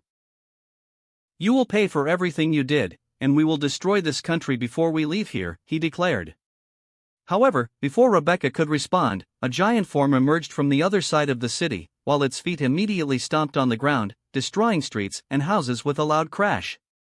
No one was hurt, as there was no one there. This giant looked defiantly at the colossal Pika, 15 times bigger than him. Pika had to shift his gaze from Rebecca to face the Titan who directly challenged him. "You're another straw hat. You think you can beat me?" Pika declared, but the Titan was not intimidated at all, despite the size difference, and took a step forward. "Come and try, thin voice." Hugo commented, not laughing at Pika as Luffy did, but mocking, as Pika seemed to get extremely irritated by that comment. "What did you say?" Pika spoke indignantly, beginning to take steps that made the entire city tremble, advancing against the Titan. And the Titan, calmly, walked up to the giant. Chapter 388, The Fall of Dressrosa 03. Third-person POV. New word. The sound echoed with every step both colossi took in the middle of the kingdom. Immediately, people started looking around, frightened, even forgetting the hatred they had for those who had destroyed many lives and families, trying to flee from there, looking merely like ants in front of these two creatures. Hugo and Pika continued walking towards each other, still some distance to cover, but it was quickly diminishing. As the two creatures drew nearer, Rebecca still circled the sky, narrowing her eyes and beginning to ignore the earth giant who initially seemed to want to face her, since Hugo would be fighting him at this moment. Her gaze fell on the other members of Don Quixote's crew. Starting to advance through the air as she approached them, she quickly reached the location on the other side of the mountain that no longer existed, with Hugo taking all the earth mass. Then, her enormous size that dominated the environment soon began to shrink until she became humanoid again as she fell to the ground like a meteor. When she hit the ground, the impact caused an explosion that shook the area. The members of the Don Quixote family quickly went into combat mode, while a woman with pink hair in her hybrid form, characterized by scales of the same coloration across her body with horns and a tail, emerged from the broken debris. She walked calmly with her sword in hand towards the group that was staring at her. "It's been a while," Rebecca spoke calmly. "Rebecca!" Treble said with snot in his nose while expressing anger at this young woman. "I am here to face you," Rebecca said with a serious tone as she got closer. And as she approached, someone charged at her before anyone else, as a sword bent with Diamante trying to attack her, and she easily struck her hockey sword against Diamante's sword the next moment. The sound of metal echoed with a blast of wind while Rebecca looked on calmly as Diamante clenched his teeth trying to push the sword forward, but he couldn't affect Rebecca, who stood firm. She wasn't as strong as the others, but she could certainly hold her own against an executive of the late Doflamingo's crew. "We must help him." Immediately all the present members nodded and ran to fight against Rebecca. They quickly began to advance towards the girl. Only Treble stayed with Sugar, who was still knocked out, to protect her. All the others, Jorah Portrait, Lau, Senor Pink, Mockvice, Dellinger, Gladius, and Buffalo, charged against the princess to stop her. Rebecca, seeing this, had to end the impact against Diamante, while the swords exploded to the opposite side, and she quickly took a few steps back, looking seriously at all the members advancing against her at this moment. "Princess Rebecca!" Buffalo exclaimed as he appeared in the sky at this moment and quickly advanced against her. At the same time, a sword also advanced against the princess, with her bending like a snake, appearing as if she was not made of metal, since Diamante was using his powers. Rebecca dodged Diamante's attack by jumping into the air, and Buffalo was already close to attack, but she was quick. Using Jeppo and Sorrow, she disappeared from the spot and reappeared behind the man who was flying. Buffalo could only see Rebecca's rapid movement before he was cut. "Ah!" he immediately exclaimed, with his eyes going blank, and he fell to the ground, knocked out with just one strike. Rebecca immediately landed a moment later, and many people ran towards her at this moment. However, a man was already by her side from the enemy group, and Gladius went up to her to blow her up, while generating a huge explosion above the girl. However, Gladius didn't even have time to react, as Rebecca came out of the explosion with her scales easily protecting her from the attack and attacked him directly, defeating him as she did with Buffalo, finishing off two of Pika's officers in just a few moves. This is bad, Dellinger murmured, not liking to see two main members being defeated in that manner. Stop complaining. We must stop her. Diamante exclaimed, trying to rally morale and charging forward again, launching his sword, while Rebecca easily dodged the weapon with a backward leap. The man didn't seem to give up, advancing once more against the princess, while the sounds of giant footsteps colliding with the ground continued from another area, with Hugo and Pika still not reaching each other, but the distance between them diminishing with each step. While Pika couldn't run with his body, Hugo was in no hurry as he calmly approached. Returning to Rebecca's fight, just as Diamante thought he would finally manage to attack, someone surged through the sky using Jeppo and passed by Rebecca, striking Gladius' sword at that moment. Rebecca opened her eyes and a small smile appeared on her face at this person, while letting a tear escape her eye upon seeing this. Dad, she murmured, now seeing Kairos in his human form, while Diamante clenched his teeth. You? He murmured. Now I remember you. Good that you're here. After all, I will kill you this time. Diamante declared. And you will pay for everything you did to Dressrosa along with Doflamingo. Kairos exclaimed as he threw a surprised Diamante backward. Rebecca! Take care of the others, I'll handle this one. Kairos exclaimed to his daughter. Yes, she said and advanced towards the others who were preparing to fight. The situation was not good for them, feeling pressure rapidly just from a few members of the Straw Hat crew being here. This is bad, Treble murmured. He was wondering whether he should help them and leave Sugar behind. Lami hasn't made another move, she could attack at any moment. He couldn't help but think about the woman who wasn't fighting and who could act at any moment. But his thoughts were interrupted when a cold front began to emerge in that space. He was immediately surprised as a snow explosion followed, starting to circulate, spinning as if there was a hurricane covering the entire town, separating Treble and Sugar from everyone else.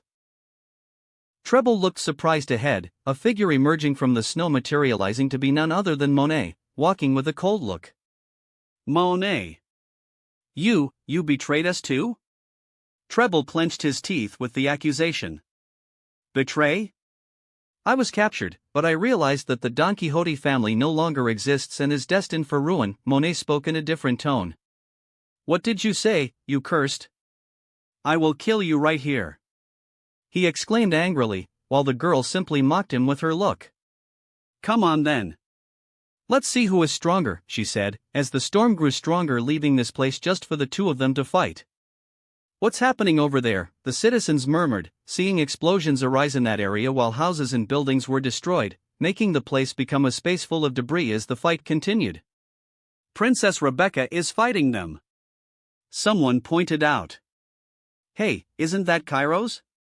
Now I remember him. Yes. How could I forget him? Kairos has always been there. He wasn't just a legend of the Colosseum in statue form. He was married to Princess Scarlet, the eldest daughter of King Ricudol III. Go, Kairos. Save Dressrosa from those cursed. Princess Rebecca. Stop the cursed pirates who enslaved us for years. The people continued exclaiming, especially those who had returned to normal after years as toys, where they had reached the highest level of anger against the Don Quixote family. A snow explosion emerged at this moment, covering the last member of the old Doflamingo group. No one could see anything, just the snow circulating that space like a storm, wondering what was happening there, but not affecting the other fights of Kairos and Rebecca. It wasn't just the town that was in chaos, but even the factory hidden beneath the Colosseum, with toys transforming into humans again. The place turned into chaos, and the guards who were kept there to ensure things ran perfectly soon began to fall one by one, especially when giant footsteps emerged while a giant was among them. We have to get out of here. They barely had time to finish speaking before being crushed by the giant's fist. You will pay for everything you've done, the giant Hadrudi murmured angrily as he searched for the exit along with his companions. He had been captured a few months ago and had turned into a toy, hoping his crew would come to rescue him, but no one had appeared, unaware that they had all forgotten about him as soon as he turned into a toy. Back on the surface of Dressrosa, another sight was capturing the attention of all the people in the kingdom. Look! The giants are almost close to each other, someone pointed out, seeing Pika and Hugo approaching, finally facing each other. How dare you mock me, you damned thing! Pika immediately exclaimed, raising his fist and advancing, generating a gigantic wind as his arm swept through the air. Titan saw this, calmly allowed the attack to come, and crossed his arms against it to receive the punch that was larger than his own body. Immediately, the explosion occurred as he shielded himself and was pushed back, his legs tearing up the ground, trying to stop the blow. He walked for 50 meters until he finally stopped with Pika failing, surprised by the giant who was 15 times smaller than him, stopping his punch. You are big, very big, but still just a being made of earth and stone, which makes you weak, Hugo mocked, and in the next moment, Pika's fist exploded from hand to forearm after Hugo had punched it with hockey. Damned! Pika exclaimed angrily with his thin voice and raised another arm to try to hit him with another punch. However, Titan still maintained the same calm face, watching another punch coming, and he didn't even seem to care about defending himself. Suddenly, Pika felt paralyzed. What? He murmured, as he saw his punch stopping in midair, before reaching his opponent. What's happening? Why am I stuck? He immediately complained, but could no longer move or use his powers. I am the Earth Titan, you idiot. I can control any rock on Earth, and you are entirely made of it, which allows me to take control of your body. Now, let's finish you off. Hugo was excited before to face someone powerful, but now he was disappointed and simply didn't want to prolong this fight any longer. Hugo disappeared from the ground the next moment and reappeared right under Pika's chin, over 1,000 meters off the ground, while Pika couldn't even react. With a punch, Hugo simply exploded his head, sending it flying into the sky, out of the kingdom and the island. Lami continued watching everything from a distance, seeing that she didn't need to interfere in any of the fights. She saw that the members of Dressrosa's army were fighting against the enemy's subordinate minions, so she simply thought of interfering, as her room expanded with Viola and the fairy princess just looking on in surprise. Lami's room simply took over all of Dressrosa. While before, the battle, which seemed balanced, now changed completely with all the members of the old Don Quixote family simply losing all their weapons, making them disappear while a giant pile started to form near Lami and the others, rising in the middle of one of the streets, making a huge pile with thousands of them being stacked. What's happening? We've lost our weapons. What will we do? One of the men dressed in black shouted before being shot, screaming as he fell to the ground dead. More and more enemies were now beginning to be killed by the Dressrosa army, which maintained their weapons in hand against unarmed opponents, completely turning the fight in favor of Dressrosa. Chapter 389, The Fall of Dressrosa 04. Third-person POV. New word. In the midst of Dressrosa, Pika, even without his head, was still moving a moment later, as he didn't need his head to remain active. Hugo quickly descended to the ground with the weight of his body, while the arm he had previously destroyed rapidly advanced against him. Immediately, Hugo pulled his fist back and punched directly at that part of the body, hitting it head-on. Once again, an explosion erupted, with the gigantic arm, hundreds of meters long, flying off the island through the air. Well, it seems I'm going to have to dismantle you completely, Hugo muttered in a mocking tone, while quickly searching for him with hockey, seeing that Pika was starting to descend through the body to reach the ground and try to escape, as Pika already knew he couldn't defeat Hugo. I won't let that happen, Hugo declared before taking action. He simply jumped into the air, advancing towards the Titan. He went to the end of the other limb, passing through it, grabbed it from above the shoulder, and the Titan made an effort, gripping the 1,500-meter giant of Earth before trying to move it forward. The entire stone body began to rise at this moment while everyone around the kingdom watched the scene in astonishment. Even Lami was surprised by the Titan's strength, lifting all those tons off the ground. Vivi stared in shock with her eyes and mouth wide open, an expression shared by the entire city at that moment.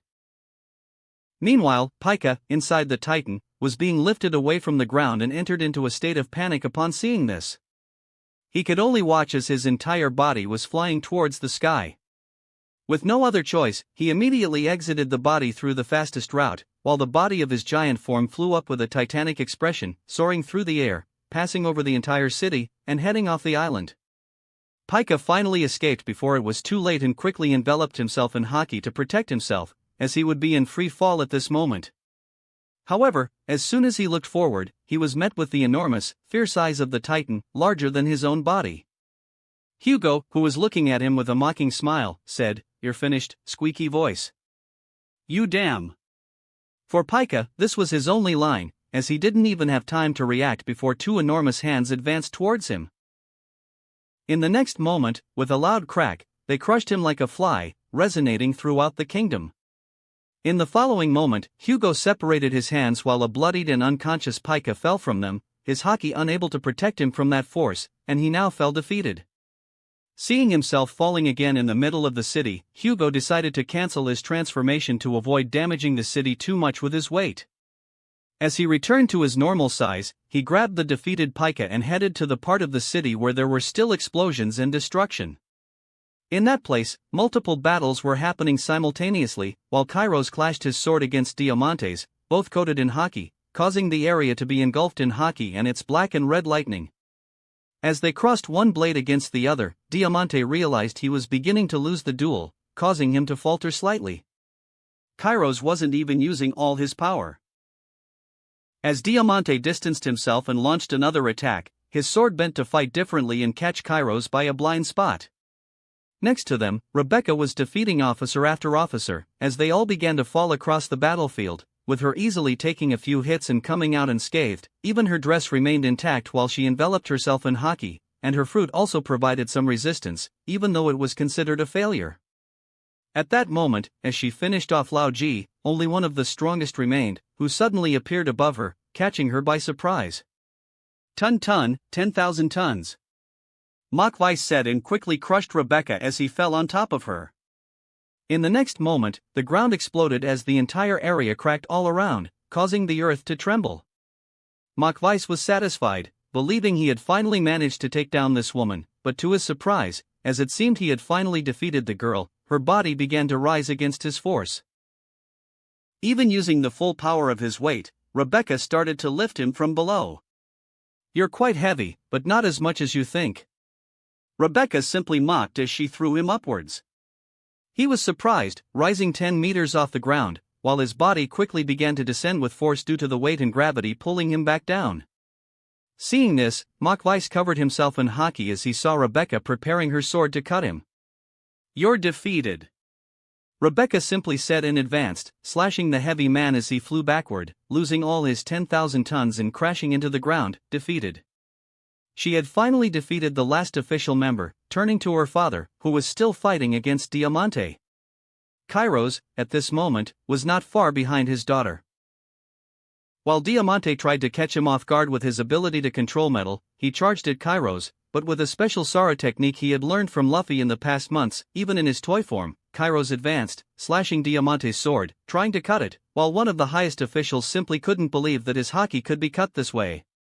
Kairos then appeared behind him, causing his entire chest to bleed as he fell defeated in the next moment. "Seems like it's over," Kairos murmured. "Father." Rebecca approached him at that moment, embracing him, finally having the time to express all the emotions she had forgotten and bottled up since the moment her memories returned. "I'm finally back, daughter," he commented, accepting Rebecca's embrace amidst the destroyed battlefield with numerous members of the deceased Shichibukai Doflamingos group lying around. The only fight still happening at this moment was within the snowstorm, with explosions being heard inside along with the sound of snow and wind. Until finally, things began to calm down, and the snow hurricane stopped, with all the snow falling to the ground, while Monet continued walking towards them calmly. Treble was lying on the ground, half his body covered in snow, his eyes white with defeat. Monet was carrying her sister at that moment, handling her wounded sister with a certain delicacy, using her hands to cool the burns that Sugar had suffered from Rebecca's attack. She looked at her sister for a moment before sighing, taking out a pair of handcuffs she had kept for this moment and placing them on Sugar's wrists. "Sorry, sister, but I can't let you be without these. It's the only way for you to be safe," she said as she secured the sea stone handcuffs on Sugar. As Monet approached Rebecca and Kairos, an explosion occurred nearby with Hugo emerging from the debris, dragging a defeated Pika by the arms. With the entire kingdom enclosed in a room created by Lami, she suddenly appeared near them with a blink of an eye as the fight was ending. Beside her were Viola and the fairy on her shoulder, who had been teleported by Lami. "Looks like it's over here. In the end, I didn't even need to do anything," Lami commented while the entire city was already imprisoning all the lackeys who couldn't defend themselves, and all the ships they had in the port were taken. Those who tried to escape as soon as Rebecca attacked were simply teleported back into the city by Lami. The country has been saved. So it's finally over, but so quickly? Viola couldn't contain her surprise. After all, since the Straw Hats had appeared with Rebecca blowing up the castle, no more than an hour had passed with all this chaos happening. In such a short time, the entire country had gone from a state where the population hated her family to everyone turning against Doflamingo's members while the entire population sought revenge. All the officials of that group were defeated so quickly and easily. Not even in her wildest dreams did she imagine this could happen. "Bunch of weaklings, why be surprised?" Hugo murmured in his corner, crossing his arms. "Now we'll have to wait for the captain and the others to arrive, which is going to be tedious." He couldn't help but comment, after all, Luffy had used the power of the Moa Moa Nomi on them so they could travel so fast that, in an instant, they would be in Dressrosa, which is why they were here just a few hours after facing the government fleet. It was at that moment that a crowd began to approach them, initially hesitant, with people hiding throughout the kingdom, but as things calmed down, everyone came closer, seeking answers about what had happened, and King Riku was leading one of the groups. Viola, he approached and asked his daughter directly, commenting with some caution. His gaze had already swept over all the Straw Hats in the area, wondering if they were truly allies as Viola believed, despite still having Rebecca and Kairos among them. "Father," his daughter exclaimed, smiling as she ran towards him. "Look, Dressrosa is free now. We no longer need to worry about all the chaos created by Doflamingo and his group. We're finally free of them," she said excitedly as she pointed to the Straw Hats. Yes, he had to admit, as he embraced his daughter and saw Rebecca approaching as well. "My granddaughter," he said after letting go of Viola for a moment and looking at Rebecca, who had left Dressrosa more than a year ago. Initially, he was terrified by her kidnapping, but Viola assured him that she would be fine, and more than that, she had become so strong that it was the initial spark to completely change Dressrosa. "Grandfather!" Rebecca exclaimed as they embraced. "Thank you. I'm sure Scarlet would be so proud of you, of how strong her daughter has become." King Rika said as they hugged, as he released her, his granddaughter no longer wearing the vulgar clothes she used to, looking like a true princess of the kingdom. His final glance was directed at Kairos, who simply smiled at him. Kairos needed nothing more and returned to his people, who watched him from behind. "The kingdom is finally free from the shadows of Doflamingo and his group," he exclaimed to the entire crowd, as the kingdom quickly erupted in cheers at this declaration.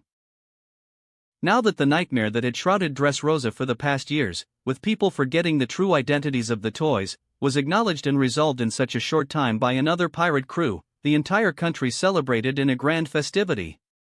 Chapter 390, The Fall of Dressrosa 05. Third-person POV. New word. Quickly, Dressrosa became engulfed in a grand celebration that echoed throughout the kingdom, where people were excited to finally have emerged from a silent nightmare caused by Doflamingo for many years and continued by the remaining members of his group. With these celebrations, a great party began as everyone looted the ships of the pirate group that was heading to Wano, taking all the supplies and distributing them among the people of the kingdom. Viva! We're free!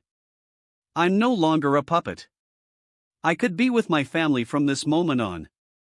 Damn Doflamingo! I wish I had taken his life myself.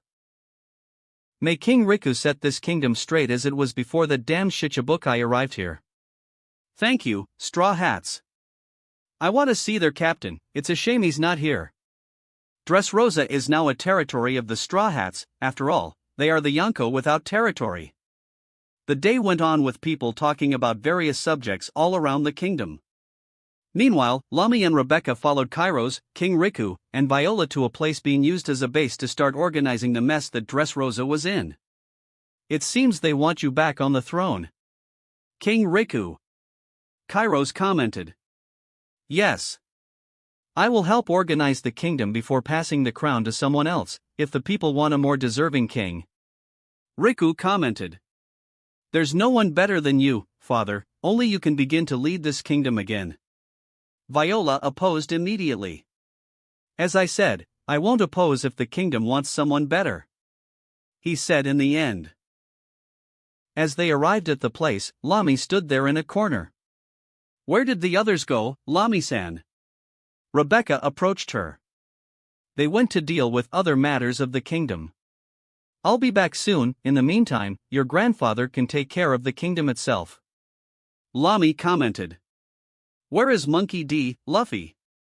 I was hoping to see him here, Viola questioned Lami with a slightly disappointed voice. Luffy said he would split the crew into groups to follow different routes at the beginning of the new world, so he's handling his own business. Luffy may be arrogant, but he certainly knows what he's doing, so he only sent us and said he would meet us here soon in this kingdom, Lami commented calmly, not seeming to extend the conversation with yet another woman apparently in love with her womanizing husband. I see, Viola replied, while at that moment, a small girl, known as one of the fairies of the kingdom, jumped from her shoulder. Miss Pirate. She approached Lami at that moment, while the woman, with closed eyes, lifted her gaze to the ground as the fairy approached with hesitation. Yes? Lami said in a neutral tone. I wanted to thank you for saving me. My name is Mancherry, also known as the Princess of the Tontata tribe. She introduced herself. My captain talked about you. He said I was to get you out of the castle during the attack, so thank him.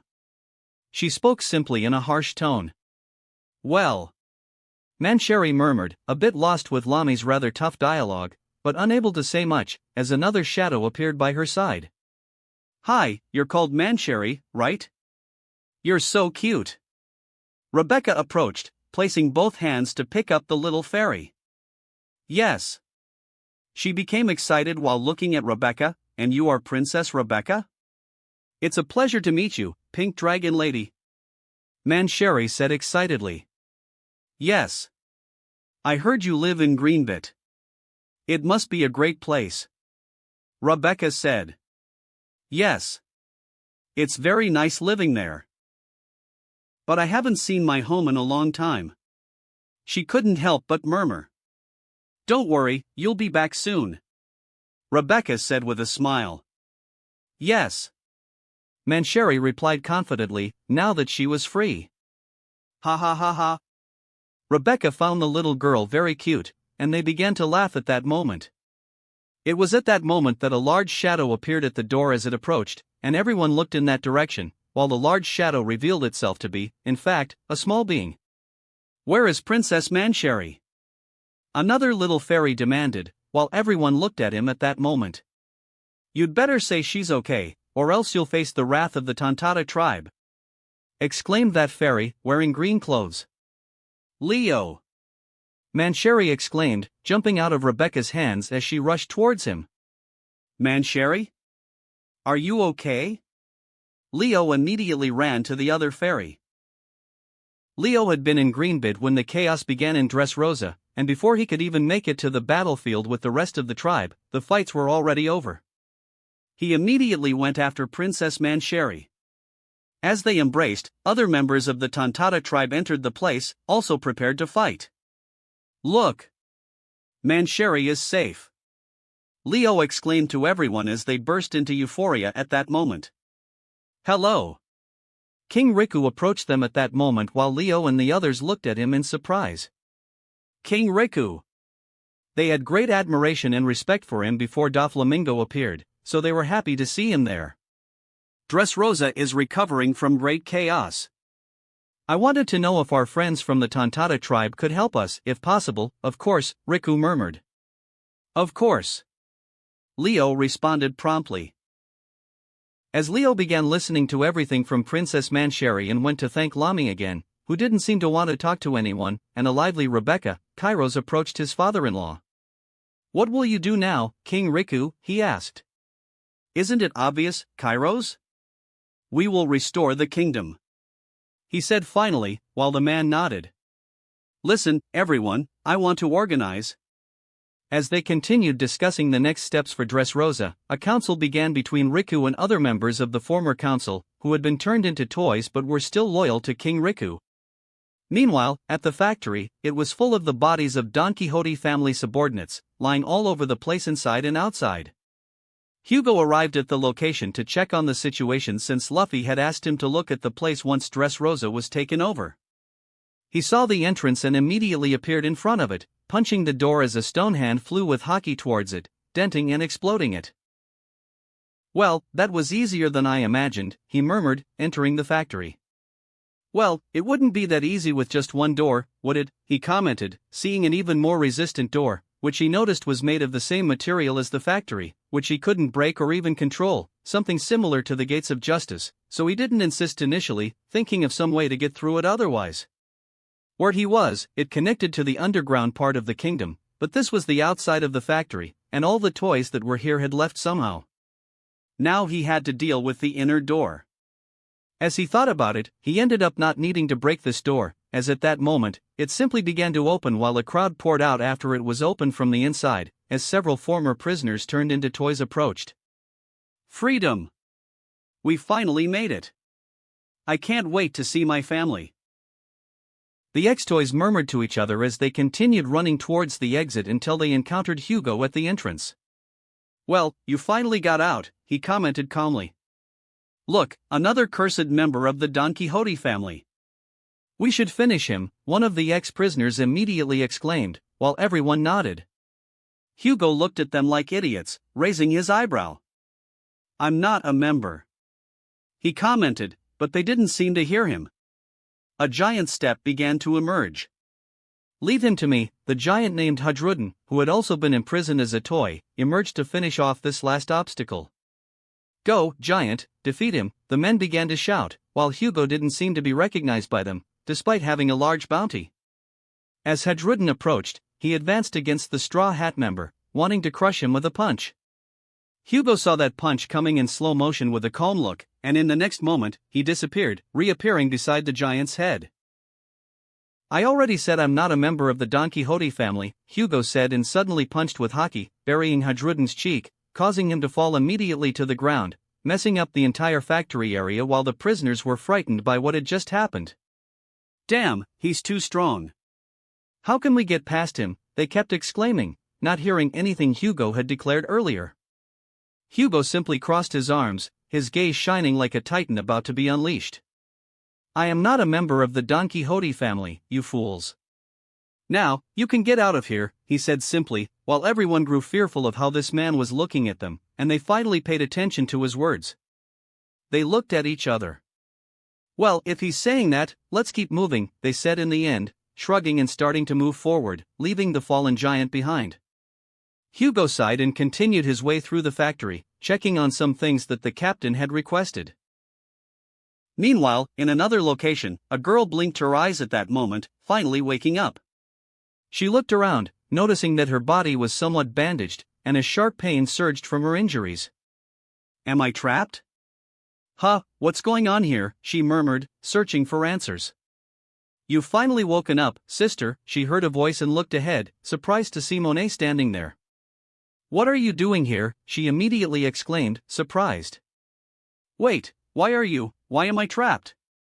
Where are the others?" she demanded answers, seeing her sister after a year, knowing she had been captured by the Straw Hats. "You see? All the members of the Don Quixote family have been defeated. They have no future anymore, and I'm doing this to preserve your life. After all, many people want to kill you," Monet said, crossing her arms in front of the girl. "What do you mean? You betrayed our family?" Sugar expressed her indignation. "From the moment Doflamingo died, this group was doomed to destruction. You should know that," Monet said. "Why are you doing this? Are you working with that Straw Hat group?" Sugar exclaimed like a spoiled child. "You could say that, so just stay quiet and don't be an idiot," Monet said. Sugar glared at her angrily but soon changed to a more cautious expression. "What will happen to me?" she asked now. "You will have your life spared, but you'll have to wear this sea stone for the rest of your life. That's the deal my captain made to keep you alive," Monet murmured, not wanting to see her sister dead. "But that's not fair," Sugar exclaimed bitterly. "I can't do anything about it, Sugar. It's either that or death, she replied, with Sugar now at a loss for words. Meanwhile, something surprising happened. A few hours after all the chaos in Dressrosa had calmed down, while everyone was at various points in the city celebrating the victory over the Don Quixote family, Riku was still debating with his former state ministers about how Dressrosa would be governed now that there was no longer a castle. It was at that moment that guards entered the room, holding a piece of paper, or rather, a newspaper. "What is this?" Riku asked, being interrupted by the men who were trying to stop them. "Riku, you have to see this. A new newspaper just came out." "They're talking about Dressrosa," the man said. "What do you mean by that?" Riku was stunned since it had only been 2 hours since the fight between the Straw Hats and Doflamingo had ended, and they were already in the newspaper, even though newspapers were usually delivered in the morning. How could there be news about Dressrosa so quickly? Chapter 391, The Powers of the New World 01. Third-person POV. New word. Dressrosa has completely fallen to 4 members of the Straw Hats. This was the headline of the newspaper as the sky darkened with night covering this part of the world, while in the photo, there was a picture of Hugo and Pika walking one in front of the other with a giant body flying in the sky. Holding this newspaper at this moment was Morgans himself, who laughed while looking at the paper in front of him. Finally! This will shake the world more than it's already shaken. He celebrated while looking down, seeing Dressrosa itself starting to glow as people lit bonfires while the country was still in celebration, some marks of battle visible, while near the sea, the huge body of Pika was still sinking into the waters. Morgans continued to laugh, satisfied with what was happening while he hovered in the air unnoticed by anyone below due to the distance. "I knew I was right to stay in Dressrosa since the Straw Hats arrived at Sabaody," Morgans commented, pleased with his decision. After all, he had come to Dressrosa and stayed hidden since he learned of the potential conflict, and that was exactly what had happened. He got great photos despite the short conflict. They were shocking photos and he was pleased to send them to his news headquarters, ordering an extra edition of the daily newspaper to be issued. Newspapers were usually issued early in the morning, but he released a special edition as soon as Dressrosa fell. After all, he knew that this newspaper would sell out immediately as news of the events happening in the New World with the Straw Hats becoming active again. Now the whole world was aware of the fall of the kingdom and of the former members of Doflamingo. And these newspapers immediately caught the attention of everyone at sea, as everyone began to buy them, keeping everyone informed of the possible war that would happen between the Straw Hats against Kaido and Big Mom. Elsewhere, a large ship sailed with a flag featuring 3 skulls, symbolizing the Blackbeard pirates. Meanwhile, on a deck, while a fat man looked at the map spread out on his table with various parts alternating due to the sea not being fully drawn, a man appeared as if by teleportation in this room, while he, the fat man, being Blackbeard himself, looked at his flung chicken appearing with the powers of his teleportation devil fruit. This last one handed over the scroll he had just bought and brought to the captain. Blackbeard was initially confused, but after a moment, he read the newspaper and smiled. "Well, it seems like they're already starting to act, and have taken their first kingdom in the New World, though I hear that Fishman Island is also their territory," he said admiringly. "They'll probably be preparing for war against Big Mom and Kaido soon," Van Augur commented to his captain.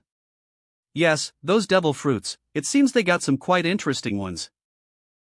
Teach couldn't help but admire the dragon flying above Dressrosa, envious of how Luffy could manage to get so many of the rarest category of all. "Shall we go to Wano to try and catch them as soon as the war is over?" Van Augur asked. "I'm interested in that. After all, how many powers could I steal with my darkness? But let's just see how things are after the conflict. After all, we have to stop Monkey D. Luffy before he can unleash his powers again as he did with Marineford, and I don't want to face that monster." Blackbeard spoke before continuing. "Anyway, let's continue our advance against the remnants of Daddy's crew," he said with a grin. "Zay ha ha ha ha ha." Elsewhere, a man sat on a sea cliff listening to the sounds of waves crashing against the rocks, as he adjusted his hat and watched the sunset. "Ace!" A voice called to him, and he looked towards Marco approaching with the newspaper. "What's up, Marco?" Ace asked. "Look at the newspaper," Marco simply said as he handed the newspaper to Ace, who looked surprised. "Luffy?" His crew has finally started their moves in the new world. He'll soon be heading to Wano. Ace murmured. Yes. Vista isn't here yet to tell us what they talked about, so we'll have to wait until he arrives, but it seems your brother is heading to war in Wano. Marco commented, looking at the newspaper. Yes. Ace said, thinking about Luffy and Lucy, as his gaze fell on the horizon again. Here is the revised text with correct punctuation and formatting. Elsewhere, men ran through the corridors of a base, until they reached a room, entering it filled with members of the Revolutionary Army. Chief! Chief Dragon, they exclaimed as they approached Dragon, who was in the middle of a meeting with the organization's officers, except for a few like Ivankov who were elsewhere. Dragon looked at them and calmly asked, "What is it?" "It's about your son, Chief. Four members of his crew took down Dressrosa, and chaos is unfolding there. We have several intercepted reports about what's happening in the kingdom. It seems the people had been enslaved since Doflamingo's time." The agents immediately reported, surprising everyone there. This was certainly shocking. After all, it wasn't just a fight between the Straw Hats and the crew members of Doflamingo. Therefore, the event was much more complex than it appeared in the newspaper, and the more attentive forces of the world, like the revolutionaries, were already aware of this through their intelligence line. Various Den Mushi from Dressrosa were being intercepted to other kingdoms, with people searching for their relatives after years spent working as slaves and discussing the country's situation. They brought the papers to the chief, and Dragon read the report. Well, if this is exposed to the world, the government will have a big problem with its Shichibukai program. After all this was done by Doflamingo. To let a man who abused an entire kingdom be exposed like this. Even with the Shichibukai now dead, it will make him be seen as the true evil and will bring a headache for the government. The government will be in trouble with its image being destroyed. Therefore, we must help spread this to the whole world. Dragon saw an opportunity to expose how the world government can destroy an entire kingdom and turn a blind eye. "Chief, could I?" Suddenly, a voice emerged next to Dragon. Dragon looked at the boy. "I know what you're thinking. Maybe it's time for you to meet my son," he said. "Thank you, Dragon. I will finally meet my brother." Sabo nodded with a smile, pleased to be able to send Sabo to Dressrosa to meet Luffy and Lucy after such a long time. Elsewhere. "What is this, Mom?" a man asked, in the middle of a totally devastated island, as he looked at an old woman reading the newspaper. "Well, it looks like that pirate group is acting.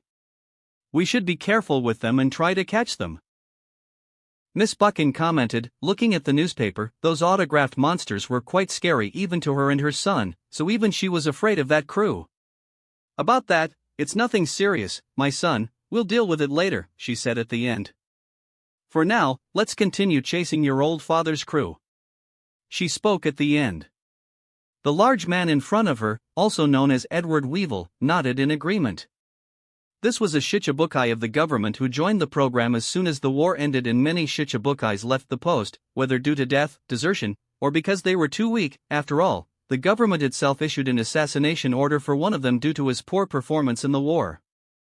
Elsewhere, a man read the newspaper sitting in a small boat in the middle of the New World, looking calm while in this small ship amid such dangerous waters. Well, he wanted to face me. Now that his prediction really happened and I found the fruit he said I would find, let's see if he's all that he showed to be in the war, this man said. As he continued reading the newspaper, a shadow emerged on the horizon. It was a pirate ship. The pirates looked surprised to see it in the middle of the sea and began to mock the small boat. "Fire at that dinghy. Let's show the fool that he shouldn't venture into the New World so unprepared," the captain simply said, seeing just one man on it. What he did not know was that he might have made the biggest mistake of his life, for as soon as they fired and as soon as the cannonball would explode the dinghy, the man simply raised his hand and gave a slight slap, making the cannonball drop like a toy into the sea on the other side. The man himself dropped the newspaper while looking frustrated at the ship, and then disappeared from his dinghy. The pirate ship's captain was confused with his men as they watched the cannonball being deflected, but suddenly, a chill happened as a voice emerged behind them. "You know it's rude to attack a man reading a newspaper, don't you?" he spoke, and immediately made everyone startle, grabbing their weapons and pointing at him. It didn't take long for that ship to simply explode with all the pirates dead after their life forces were sucked out. Well, let's continue. He spoke, and this man was none other than the legendary Patrick Redfield, now with his youth restored after eating a certain mythical fruit. Elsewhere, in a fishing village on a small island in the New World, a group of men gathered at this moment as they read the newspaper with the night beginning to take over the sky. Look, they're here in the New World. What should we do if they think of attacking us? One of the villagers asked. I highly doubt they'll be coming here. I heard they'll be at war with two Yonkers at the same time, another replied. The New World is turning into chaos, said a third, fear in his tone. How did things get like this? Will we be affected by this war too? Others complained, as the whole New World had been turned upside down since the death of Whitebeard, with wars happening everywhere, trying to grab the territories of the old Yonku with the rise of Blackbeard. And now, with the Straw Hats appearing in the New World and beginning to acquire territories for themselves along with an imminent war that everyone already knew would come, things were getting even more shocking. While the group was still gossiping, a huge shadow emerged behind them and grabbed the newspaper without asking for permission. Hey, what are you doing? The village man immediately complained, but as soon as he looked up at the large man, he shrank back in fear the next moment, since this man had a terrifying appearance. Let's see what you're capable of, kid. The fearsome Douglas Bullet said, reading the newspaper, while he awaited to meet this pirate for the challenge he had thrown at him and impel down. Elsewhere, a blue-haired girl ran up to a man sitting, while he had a mechanical arm and wore glasses while his purple hair was spiked up. He was looking at the sea at that moment. Professor Zephyr. Ein called, approaching with the newspaper as well. What is it now, Ein? He asked. Something big happened here in the New World. Look, it's those pirates from Marineford who changed the war and caused chaos, she said, showing him the newspaper. The man looked at it and sighed after reading. Those damn pirates. They are an evil that will never end in this world. That's why, he said, as his eyes seemed to glow behind his glasses. We're going to destroy the New World and end the era of pirates, he declared in the end. After all, he had a grand plan to bring justice to the world. Chapter 392, The Powers of the New World 02. Third-person POV. New word. Mama. On a ship at sea, a massively large one with its eccentric name, Queen Mama Chanter, Big Mom was eating in her kitchen with various family members when one of the toy soldiers arrived with a newspaper in hand. This? Big Mom murmured, looking at the newspaper as it was shown in front of her. They've already taken Dressrosa, the Don Quixote family didn't even manage to escape in time, said the soldier. TSK, they are just a bunch of weaklings who couldn't handle 4 members of that crew. Big Mom mocked at the end. Anyway, we'll finish him off in Wano along with Kaido, after all. He had a dangerous glint at that moment. That kid almost destroyed my islands, my dream for almost a year, and I will destroy them, understood? She said at the end. Yes. Cracker murmured, while Katakuri stood by with crossed arms. He had to protect his family and would fight anyone to do so. Behind that ship, there were at least another 60 different pirate ships from her own fleet. Among them was Capone Beach, who had come under Big Mom's flag and married one of her daughters, Lola's sister. Captain. It seems we won't take long to face them. A man dressed as a mafioso murmured as he approached Beach. That's right, we're not on their level, but we certainly have 2 Yonku on our side. Capone spoke, but hadn't finished, as his gaze fell on the ship in front of them. This is also an opportunity to get rid of her, he said with a dangerous glint. After all, he always wanted to kill Big Mom too. Thus, the 61 ships continued slicing through the sea as they approached Wano, and in this very country, things seemed quite hectic as the country itself watched various pirates from the Beast Pirates start to move around the country while the factories were being pressured to work more and the food began to run out even more with all the pirates. People looked on without understanding what was happening but knew that something big was going to happen, all watching through the city streets from their semi-open windows. What is happening? They murmured with some fear, while they continued to brave the sudden change in Wano's atmosphere. We better get involved. Elsewhere a man spoke. But, Daddy, I'm hungry. A boy pleaded, almost crying as his stomach growled. Sorry, son, we can't do anything about it right now, he said with a broken heart as he saw his son in as bad a state as they were, skinny due to the lack of food from Wano while they were extremely skinny. Today would be the day they would receive a new batch of food, but it ended up not being the case with all the food being inspected. Ha ha ha ha. Elsewhere, a person began to laugh, while another appeared behind him to cover his mouth, but the first continued laughing, looking out the window, despite being nervous, but the only thing he could do was laugh, being a user of smile. On the other side of Wano, Shimatsuki Yasui was watching the troops of the beast pirates invading the cities while confiscating all the possible food. He tried to help people with his daughter by his side, Toko, as they hid with food, after grabbing a part of it before the beast pirates confiscated everything. They continued trying to hide as much food as possible in the hidden warehouses of the city so that people wouldn't run out of food later, while father and daughter, as victims of smile, laughed all the time and tried to make no noise. Elsewhere, Professor Tama, a little girl with blue hair, approached a hut in a bamboo forest, while finding a man standing at the entrance. Tama approached while carrying an apple. Tama, you went out again. I've already told you not to go into the city. Why did you take the apple one gave you? It's a valuable item and your birthday present. A man with a mask said seriously to the little girl.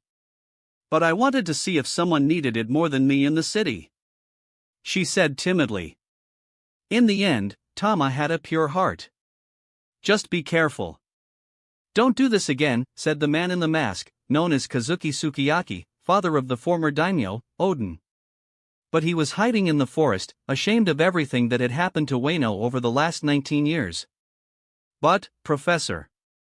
She spoke again. What is it? He asked, knowing Tama wanted to say more. The city is bustling. I heard some men saying that there will be a war between the fearsome dragon and an outside group, she said, listening to the soldiers while feeding some with the power of her fruit to gather information. What, are you sure about this? The man was a bit surprised, as he hadn't expected something like this after 19 years. Yes, Professor. I saw that something big is going to happen and I also got this from one of them, she exclaimed while showing the newspaper.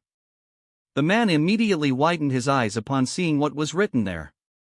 This? He murmured, reading the newspaper. It summarized the fight that would happen as soon as the Straw Hats reappeared in Sabaody. One of the articles spoke again about the possible war between Kaido and Big Mom against the Straw Hats. The man did not know that group, but was certainly impressed that the world saw them as equals to Kaido, and to think that something like this would happen before the arrival of the 9 Red Scabbards, which was supposed to be next year. What will happen to Wano? Will this war affect the country before their arrival? Sukiyaki couldn't help but think about this, his gaze returning to the girl. Thank you for this, Tama. Now eat your fruit and go rest. May I keep the newspaper? He said. Yes, Professor, thank you. Tama said, laughing and leaving the place. Shinobu. Then he called someone who appeared right after. Yes, Lord Kazuki, the woman, who is a kunoichi, said. I need you to deliver this to Ashura Doji. And tell him that we need to get in touch with our allies outside of Wano. He will know what to do. Sukiyaki said, and the woman disappeared the next moment after nodding. Meanwhile, in one of the most remote areas of Wano, a group, considered local bandits who lived by kidnapping food from the beast pirates, while looting everything they could and fleeing, the beast pirates tried to catch them, but Kaido never really cared to exterminate them. After all, he was interested in putting their leader in his crew. The movement of the beast pirates caught the attention of this group as they wondered what they were doing, having no choice but to retreat from their ambushes with so many officers showing up in Wano and even the calamities being present. Boss, what should we do? One of the men from the outlaw group asked the boss. For now, we should keep a low profile, Ashura Doji spoke calmly. But they are taking more food than ever, all the food and all the resources of Wano, not to mention that I saw how they are being more abusive in the factories. The men continued worried about this pressure on Wano. We still don't know why they are doing this. Let's wait to find out. He spoke. After all, no one knew the news from outside Wano because it was closed to the world. It was the next day that they received a visitor with Shinobu appearing at the location. Shinobu, what are you doing here? Doji said as the woman nodded. Doji, Lord Kazuki gave me the mission to deliver this to you. He said you should seek our allies outside of Wano to learn more, since it seems that something big is going to happen in Wano, she said, handing over the newspaper from a few days ago. So that's why all this agitation. Doji murmured, surprised. I see. I'll see if someone can do this. Does he think this can really happen? He couldn't help but ask. He believes so, and this can also be answered with the movements of the pirates. They are taking this very seriously, she said. I think you're right. He said at the end with a sigh, a bit fearful of this future. It seemed that a new war would invade Wano without them being aware of it. Especially without those who were supposed to return next year, according to the prediction. In another location in the capital, Kazuki Hiyori stood while sitting on the ground, her fan hiding her face as she read a scroll she had obtained through spies loyal to the Kazuki clan. She could not believe what she was reading. After all, she was still waiting for the return of her brother and the 9 red scabbards, who had traveled through time with the power of her mother 19 years ago. Did you read this too? What do you think, Denjiro? She asked the man beside her, also a member of the 9 red scabbards, and the man who had been looking after her since her parents' death. This is surprising, but your mother's prediction. He murmured. I can't believe what I'm reading, she simply said. After all, my mother said that only with my brother's arrival could Wano be freed. Her guard simply nodded, also believing in the last words of Toki. Meanwhile, at the palace nearby, the atmosphere was anything but calm. Queen looked at Korazumi Orochi with disdain. You heard me well. Put even all the soldiers on alert. We will be deploying all forces in Wano and more allies are coming. He spoke to the current shogun of Wano, who took over the kingdom after Odin's death. But Orochi was not at all pleased with this. How can you do this out of nowhere? This will compromise my entire life of luxury, he exclaimed. After all, Orochi lived surrounded by women and drinking, using the money from the entire country, while the people were kept in poverty. You will also fight. After all, it's time for you to be useful, Queen said unbothered. But Orochi tried to argue. I'm leaving. I hope you fulfill your role, otherwise, we will make sure to eliminate you. Understood, Orochi? Queen said before leaving. Over in Onigashima, news finally began to emerge. This is bad, boss. Kaido, the beast pirates arrived with the Dressrosa newspaper. As Kaido, who was drinking awaiting all his troops to be summoned, quickly read and grew annoyed with it. It seems I won't have my last smiles. It doesn't matter now. That bunch of weaklings wouldn't help at all, they would just be a meat wall in the final battle. Kaido didn't care much for the old group of Doflamingo. He just kept them protected under his flag while they continued to send smiles. I will take over the factory again once this war is over. Kaido said at the end, what matters now is to make sure to face that group and finally defeat them and have his rematch from the fight he had with Luffy at Marineford. Chapter 393, The Powers of the New World 03. Third-person POV. New word. Crack.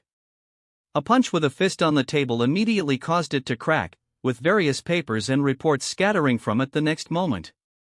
Those damn pirates!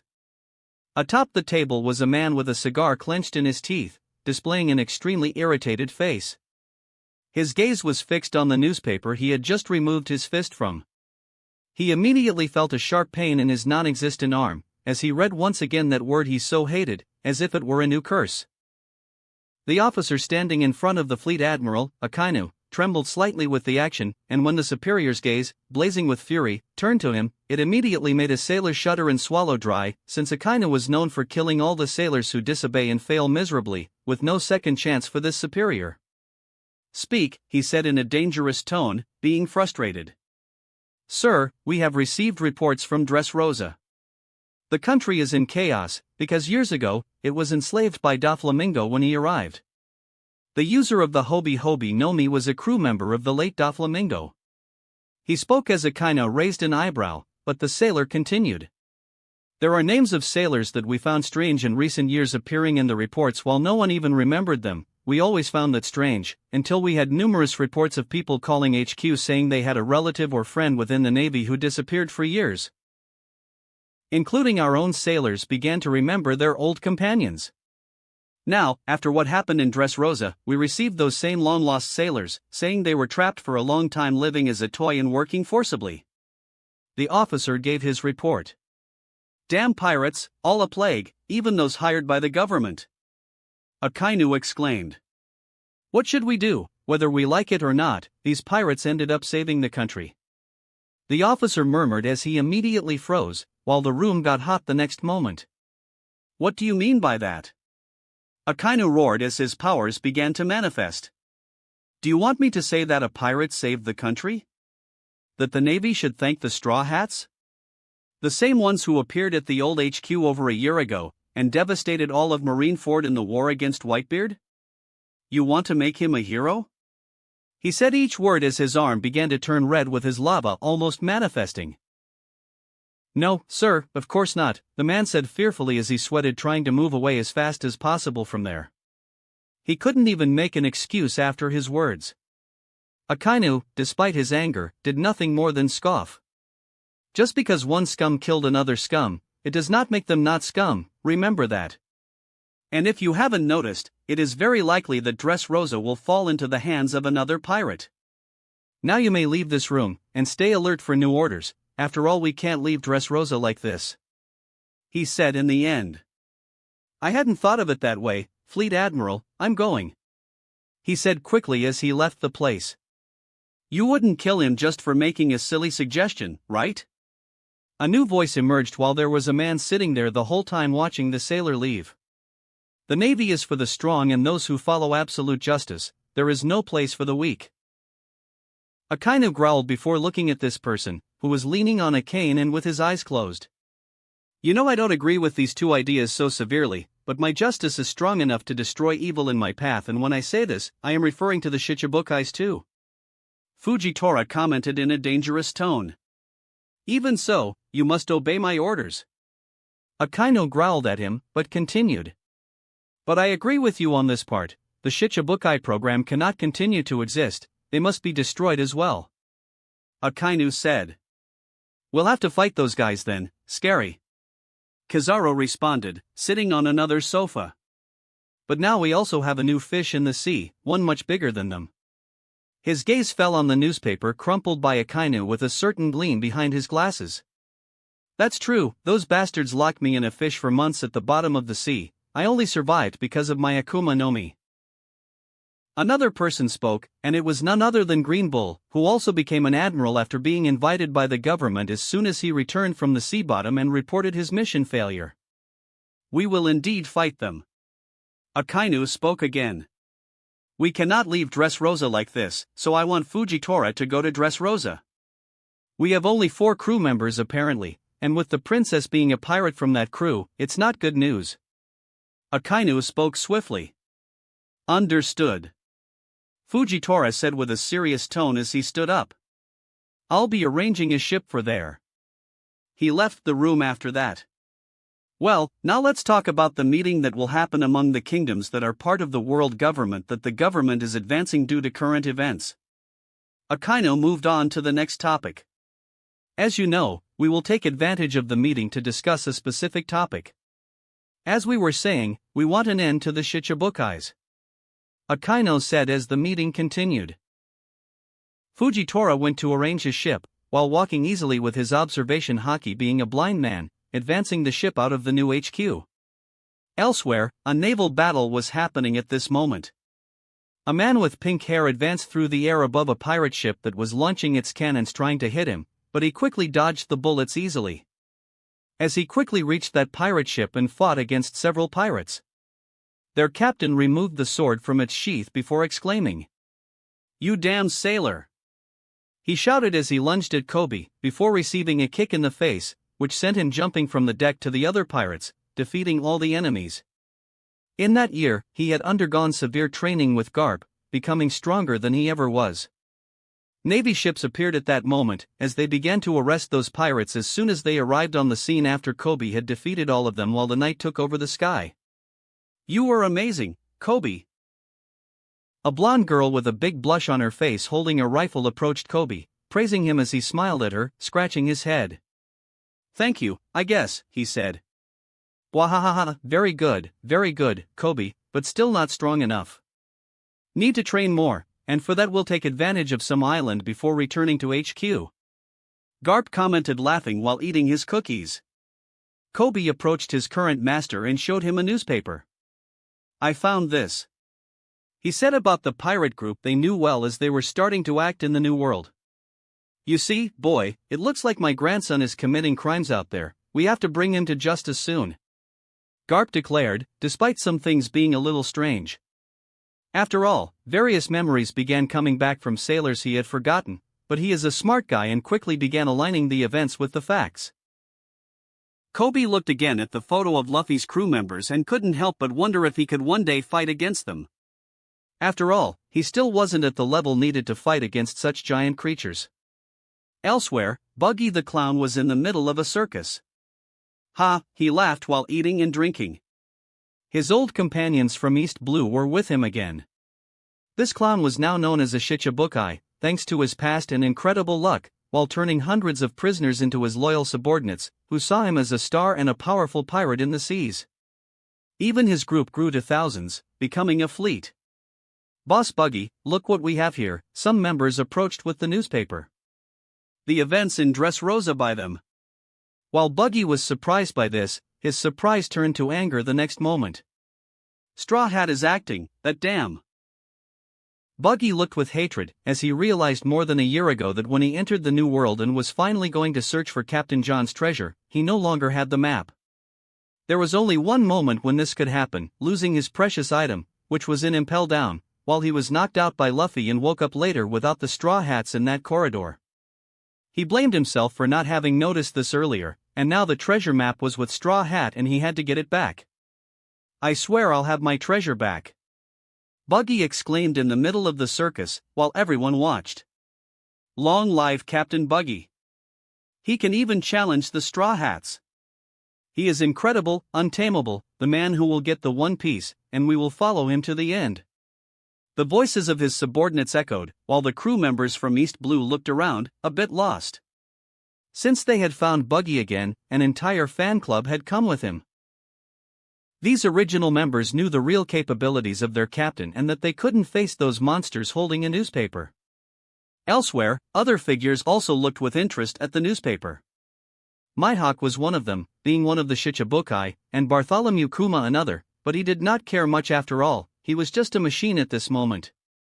3 more Shichibukai also looked on, but without revealing their true identities, while each had a different opinion about what was happening at the start of the New World. At a higher location, the newspaper was crumpled in the hand of an elderly man, who looked at it frustrated. "We have a delicate situation," said one of the 5 elders, frustrated, while there were 2 sacred knights in front of him, following him to a room in a quite technological facility. "Is it time to use them, St. Topman Warcurie?" one of the sacred knights asked, curious. "You should not ask such questions to the 5 elders, you fool," another sacred knight exclaimed to his companion. Nevertheless, Warcurie answered the first knight. "No, we are not going to use them yet. But we are getting close. After all, they are almost ready," the elder replied. They spoke and finally entered a room where several tanks filled with green liquids appeared in their sight, and inside them were people, more specifically, small people, while they slept, breathing through an oxygen tube. Despite their small size, with peculiar features, the world government knew their value very well. After all, they had dark skin and black wings, while flames burned around them inside that liquid, just waiting to be released. "Soon we will start to initiate the project," the elder said, looking at the first capsule, then the second, third, fourth, and moving on to dozens more until reaching hundreds of them in this room. Chapter 394, Grand Tesoro 01. Third-person POV. New word.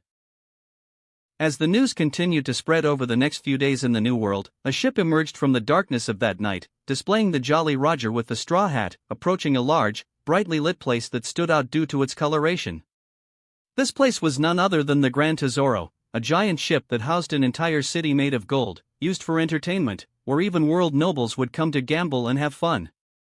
However, this had been happening less frequently since the world government restricted and warned about all those Tenryubito who were captured leaving this place over a year ago, consequently killed. Everything was occurring normally in this place today, as people continued to gamble and have fun. No one seemed to notice the ship approaching through the darkness of the sea that night, getting closer and closer to the ship.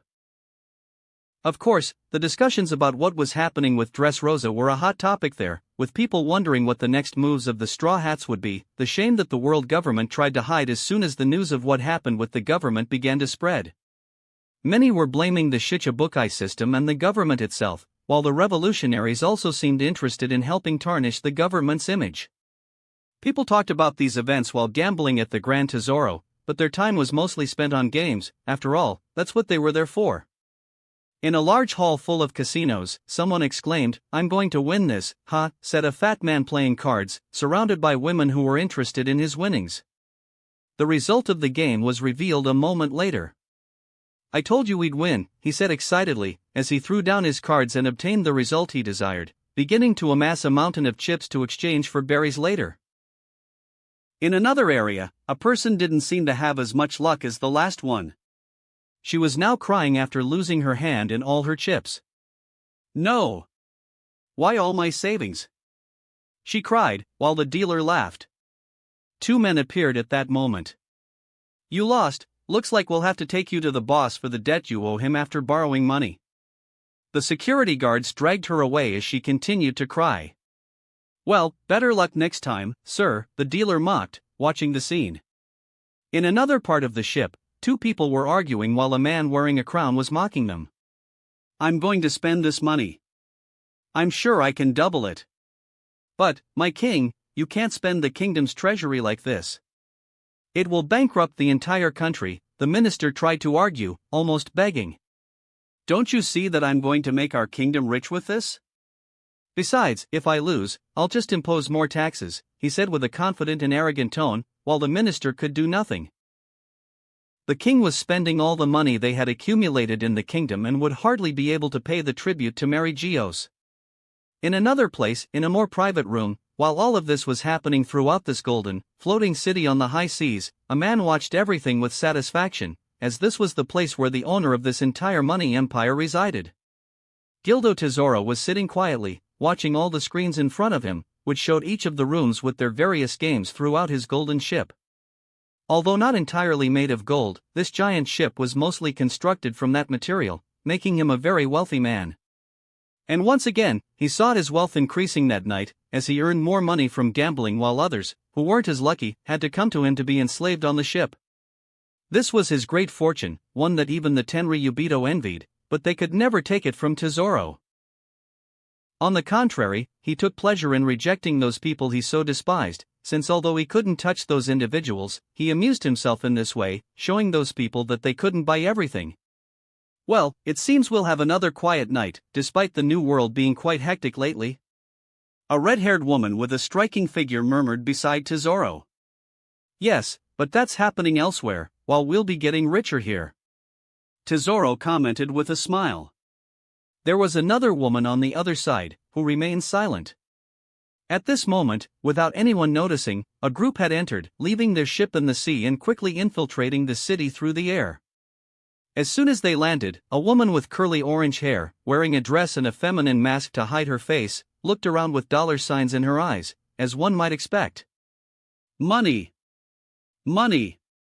Money!" she exclaimed, as she excitedly observed all the games taking place in that location, with chips being exchanged constantly. Lucy stood beside her, also excited, seeing those games as something quite fun, while Shirahoshi adjusted her dress to hide her tail. Hachi also wore glasses and an outfit that concealed all his arms to avoid drawing too much attention. Shirahoshi, Lucy, Nami, Vivi, Hachi, all of them were calmly observing the casino with interest, while all the women wore dresses and masks to conceal their identities. "Hey, where's Luffy?" Lucy suddenly asked, and even Nami realized it. "What? Where did he go?" she asked immediately. "He slipped away a while ago without anyone noticing." Vivi commented. And you let him? What if he's chasing after other women again? You know he always comes back with a different one, that womanizer. Nami complained. I didn't, but it wasn't me who saw him, it was Shirahoshi who told me. Vivi replied with a sigh. Husband said he was going somewhere first and then would join us, Shirahoshi calmly explained. Alright, let's continue exploring the place and wait for him. Nami said finally, leading the group to another part of the city. Meanwhile, Luffy, or rather, the man they were talking about, was no longer wearing his iconic straw hat to avoid drawing attention since everyone associated him with the hat. He now had loose, messy hair and wore sunglasses, dressed in a designer suit, looking like a business magnate. He walked through the area while some women looked at him with interest, attracted by his height and good looks, but he paid no mind as he continued until he found a roulette table where several people were playing and seemed excited.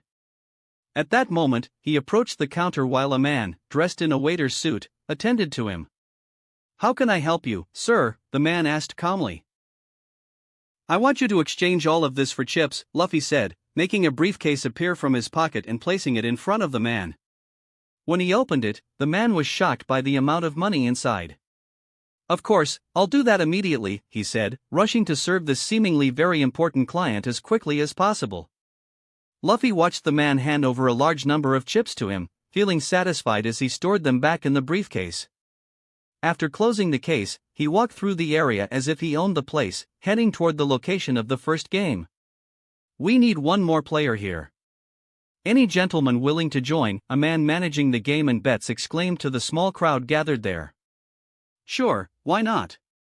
Luffy immediately responded, adding a bit of conqueror's haki to his voice, causing all the people to instinctively make way for him.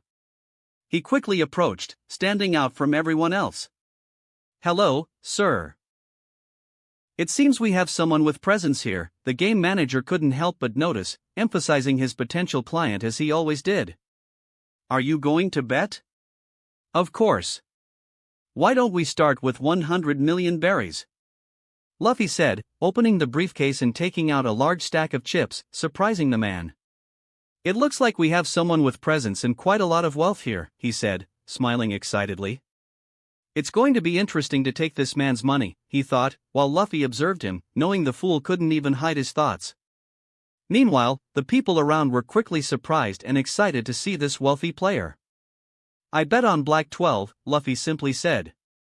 You seem confident in betting on a single number, but very well, let's bet. Anyone else want to place a bet? The dealer asked immediately afterward. People quickly started placing their chips as well. None of them bet 100 million, but each chose their number. There were also very wealthy individuals and even kings playing at that table. As soon as the bets were finished, the roulette wheel began to spin.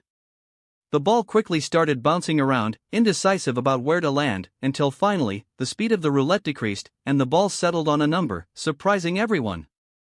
Black 12. Incredible, he hit it directly. The dealer exclaimed. As you can see, I'm quite lucky, Luffy said calmly, winning all the chips on the table and lighting a cigarette, clearly pleased. I'll bet another 100 million on red 17, he said. And once again, the process began. The roulette spun again until it stopped on another number, and it was none other than 17, just as he had said. Incredible, this young man is on point. Is it just luck? Will he keep this up all night? Someone murmured while Luffy smiled. That's amazing, sir. You're such a good player, a woman said timidly beside him. What's your name? She asked, clearly interested in Luffy and his money. I'm just an ordinary gambler, Luffy replied indifferently, ignoring her as he continued playing. He had quickly glimpsed the future in K. Knew exactly where the ball would land. I bet on red 31, he declared, and immediately the roulette spun. Once again, he came out winning. This is incredible, the dealer murmured, thinking he would be profiting from Luffy, but it turned out to be the opposite. At that moment, his hand touched something under the table, pressing a button. Tesoro, who was still drinking in the monitoring room, glanced at the screen and saw the camera that was beeping. Well, it seems we have someone winning too much over there, he remarked. Tesoro watched Luffy play and win for the fourth time, draining the house's money more and more, but he didn't recognize him. This guy doesn't seem to be cheating, but somehow, he's hitting every single time. Something tells me he's not going to stop anytime soon, Tesoro said with a serious tone. Leave it to me, Tesoro-san, the red-haired woman beside him said. Maybe I'll go and see what's happening. Go, Baccarat. Tesoro replied, and the woman nodded. Alright, let's see if this guy's luck continues, she said with a hint of malice. As she left the room, her dress revealed a seductive figure as she walked out. Tesoro-san, may I go out to check on something? The other woman suddenly asked, and Tesoro nodded to her in the end. Go, was all he said, not too interested in her. Karina followed outside after noticing a girl with orange hair on one of the other cameras and immediately recognized who she was. Chapter 395, Grand Tesoro 02. Third-person POV. New word. Looks like our knight has won once again. The table manager exclaimed, pointing to a tall and strong man nearby as everyone applauded. It was the 12th time he had won. Quickly, a crowd of people began to gather around him, attracting more attention to that table, with victory after victory, seeing that he was truly a unique player, as it was just him against the house, with the other players no longer betting. Luffy knew he was overdoing it, winning every game in a blatant sequence. He wanted to draw attention to see what Tesoro would do. The manager was watching with a forced smile. On the surface, he seemed excited, cheering for Luffy and congratulating him on each of his victories, but inside, he was terrified. As Luffy increased the amount of chips, they piled up around him, and people looked at him like a hero, seeing the fortune he was accumulating there. Waiter, give me your best drink, Luffy said, laughing, while the waiter quickly served him. He drank, played, and enjoyed himself while exclaiming and making jokes for the crowd. Of course, this also brought many opportunists. But Luffy, being a damn Yonko, one of the strongest beings in this world, didn't need to look at these small fry to get rid of them before they bothered him, as he quickly repelled them with his haki. He released it silently without anyone noticing, and these targets didn't even realize it before feeling terrified as they approached him. If they did, they would meet a horrible death, seeing that this stranger was terrifying to them, and they all fled. Besides the opportunists, there were women interested in him at that moment, with intentions of convincing him to take them directly to bed. After all, women also feel desire for men, and seeing someone tall, handsome, and who easily stood out, while he was well-dressed and extroverted, this garnered some looks of desire. But he also didn't want to be bothered by this, until he sensed the presence of a certain woman approaching him. She stood out easily, being the most beautiful woman in the place. Luffy smiled at this. There were many beautiful and attractive women in this world, but few could be naturally sexy, seeming to seduce men all the time, and one of these women was calmly approaching, naturally parting the crowd. Will the gentleman play once more? The manager murmured, looking at Luffy, a little cautious. Of course, why not? Luffy smiled, and the man was already trying to figure out where he would get more chips if he lost this round. His boss wouldn't be happy about it. Then, in a sea of desperation, the manager finally noticed that woman and immediately broke into a big smile. Well, that's great. He even spoke with confidence. Anyway, we have here the presence of our famous Lady Baccarat, the most beautiful woman of Grand Tesoro. He murmured, as everyone looked in awe at her as she also approached. Well, I heard the commotion and came to check what was so interesting. I just didn't expect to find such a handsome man playing and winning so many times. I must say, all good things fell upon one man, she murmured, staring into Luffy's eyes, trying to use her charm to seduce him, but without recognizing him. I expected this from ordinary people, but even characters with some level of relevance aren't recognizing me without the hat? That's kind of disappointing.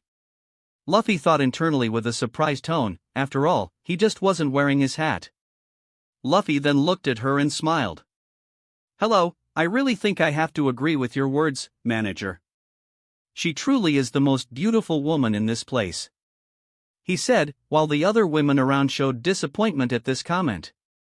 Of course, not more than his 3 wives on the ship.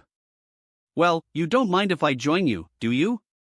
It's very rare to see a man like this, she murmured, trying to seduce him the whole time, while she was startled by feeling her waist being pulled close to Luffy, joining the game. Of course, lady. You will be my company tonight, Luffy said, holding her waist. She was a bit surprised by this, but then she smiled while touching his hand, seeing that she could now touch him easily.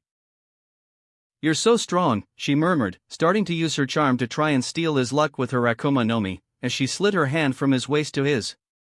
Luffy noticed this but just felt like laughing because if this woman wanted to play with him, he would do the same.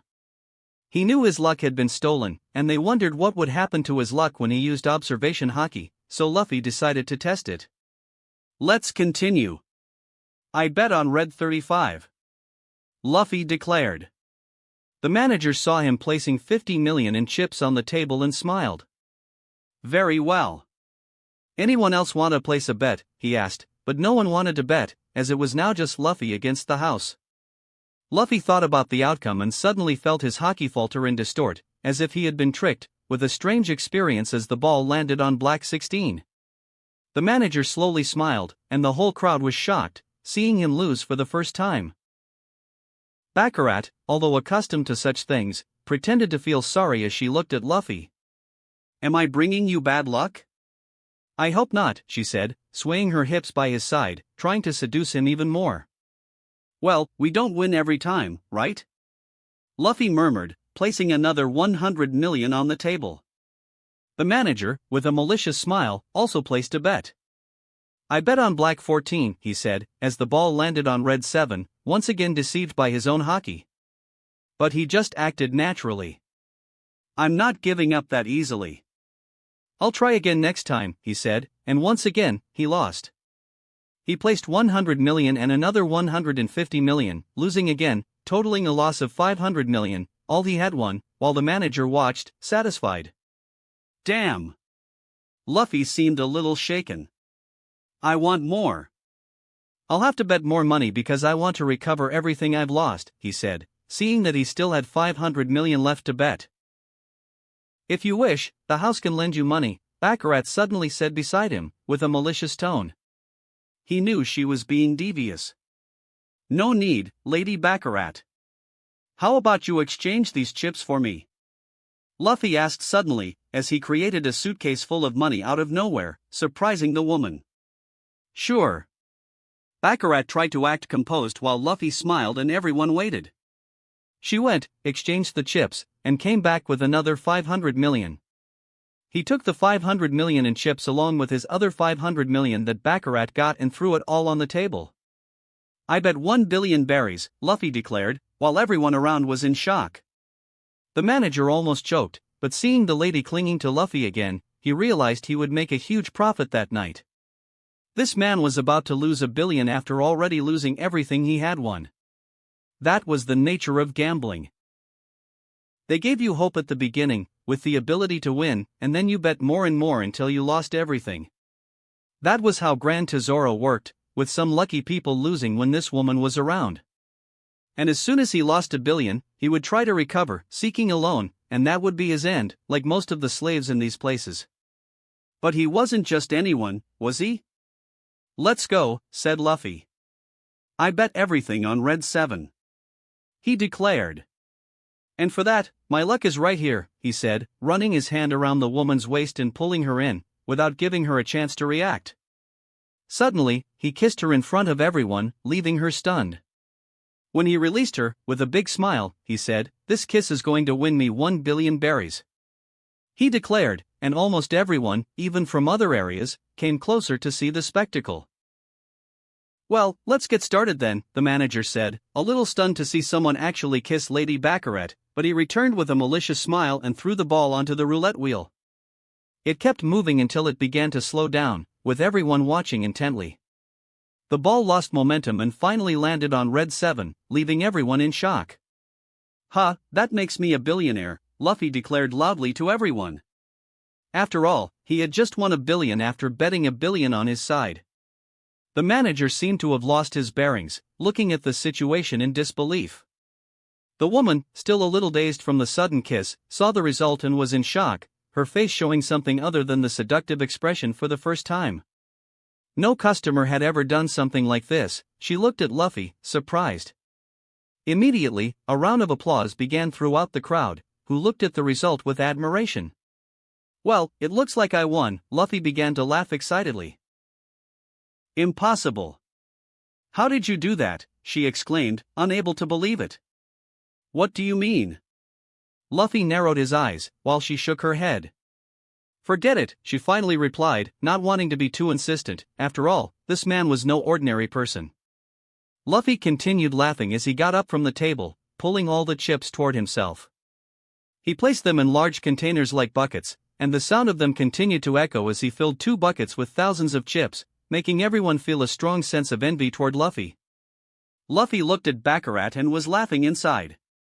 After all, no matter how much the woman tried to steal his luck, he had made some adjustments beforehand. He had applied a new class from the Moa Moa no Mi, where he could manipulate his luck, applying a multiplication and reducing his luck by 0.001, drastically diminishing the amount the woman could steal, and allowed them to play with this reduced luck so that they would think they were succeeding in tricking him. In the last round, he not only recovered what he had lost under the effect of bad luck but also won more than $1 billion.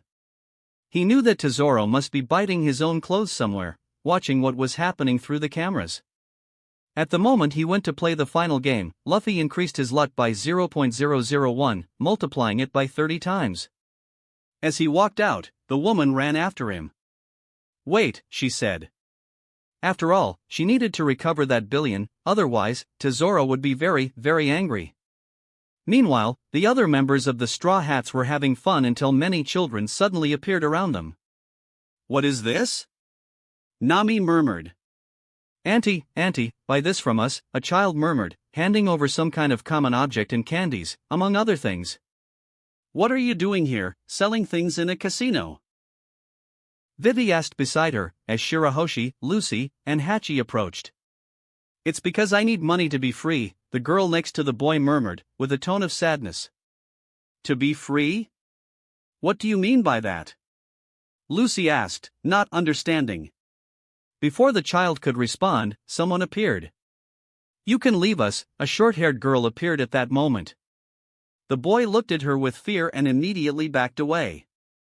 The Straw Hats found this very strange, but Nami, who had narrowed her eyes, suddenly widened them as she recognized the woman in front of her. Karina! Nami exclaimed. Both, former friends who used to steal in the past, had finally reunited. Chapter 396, Grand Tesoro 03. Third-person POV. New word. Well, this is going to be a fun game. Luffy said as he stood in front of a machine that started spinning a sequence of symbols. The first spinning symbol stopped, showing a star, the second did the same, and the last one eventually stopped on the same symbol.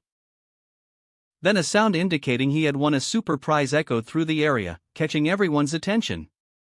Ah, I won again! Luffy exclaimed, amused. You really bring me luck, it's great to have a woman like you by my side. He said sarcastically, smiling to the side while the woman looked frustrated. How are you doing this? You shouldn't be winning every game. She murmured, incredulous at what was happening, as no one had ever escaped her Akuma no Mi until now. Well, it seems today is my lucky day, isn't it, Lady Baccarat? Luffy said calmly, and she looked at him with a defeated expression while trying to maintain a firm posture. Let's try one more time, I want more money. He said, with her gritting her teeth, moving closer to Luffy for another attempt, while embracing him from behind as he stood in front of the machine. Are you sure I'm someone who brings good luck? That's good. She said, trying to seduce him, making an effort to make him lose, seeing Luffy as a challenge. She leaned against Luffy's back while holding him tightly. Luffy, however, remained calm, pulling the lever once more. And again, he won, leaving the woman stunned. How can this be happening? She wanted to cry.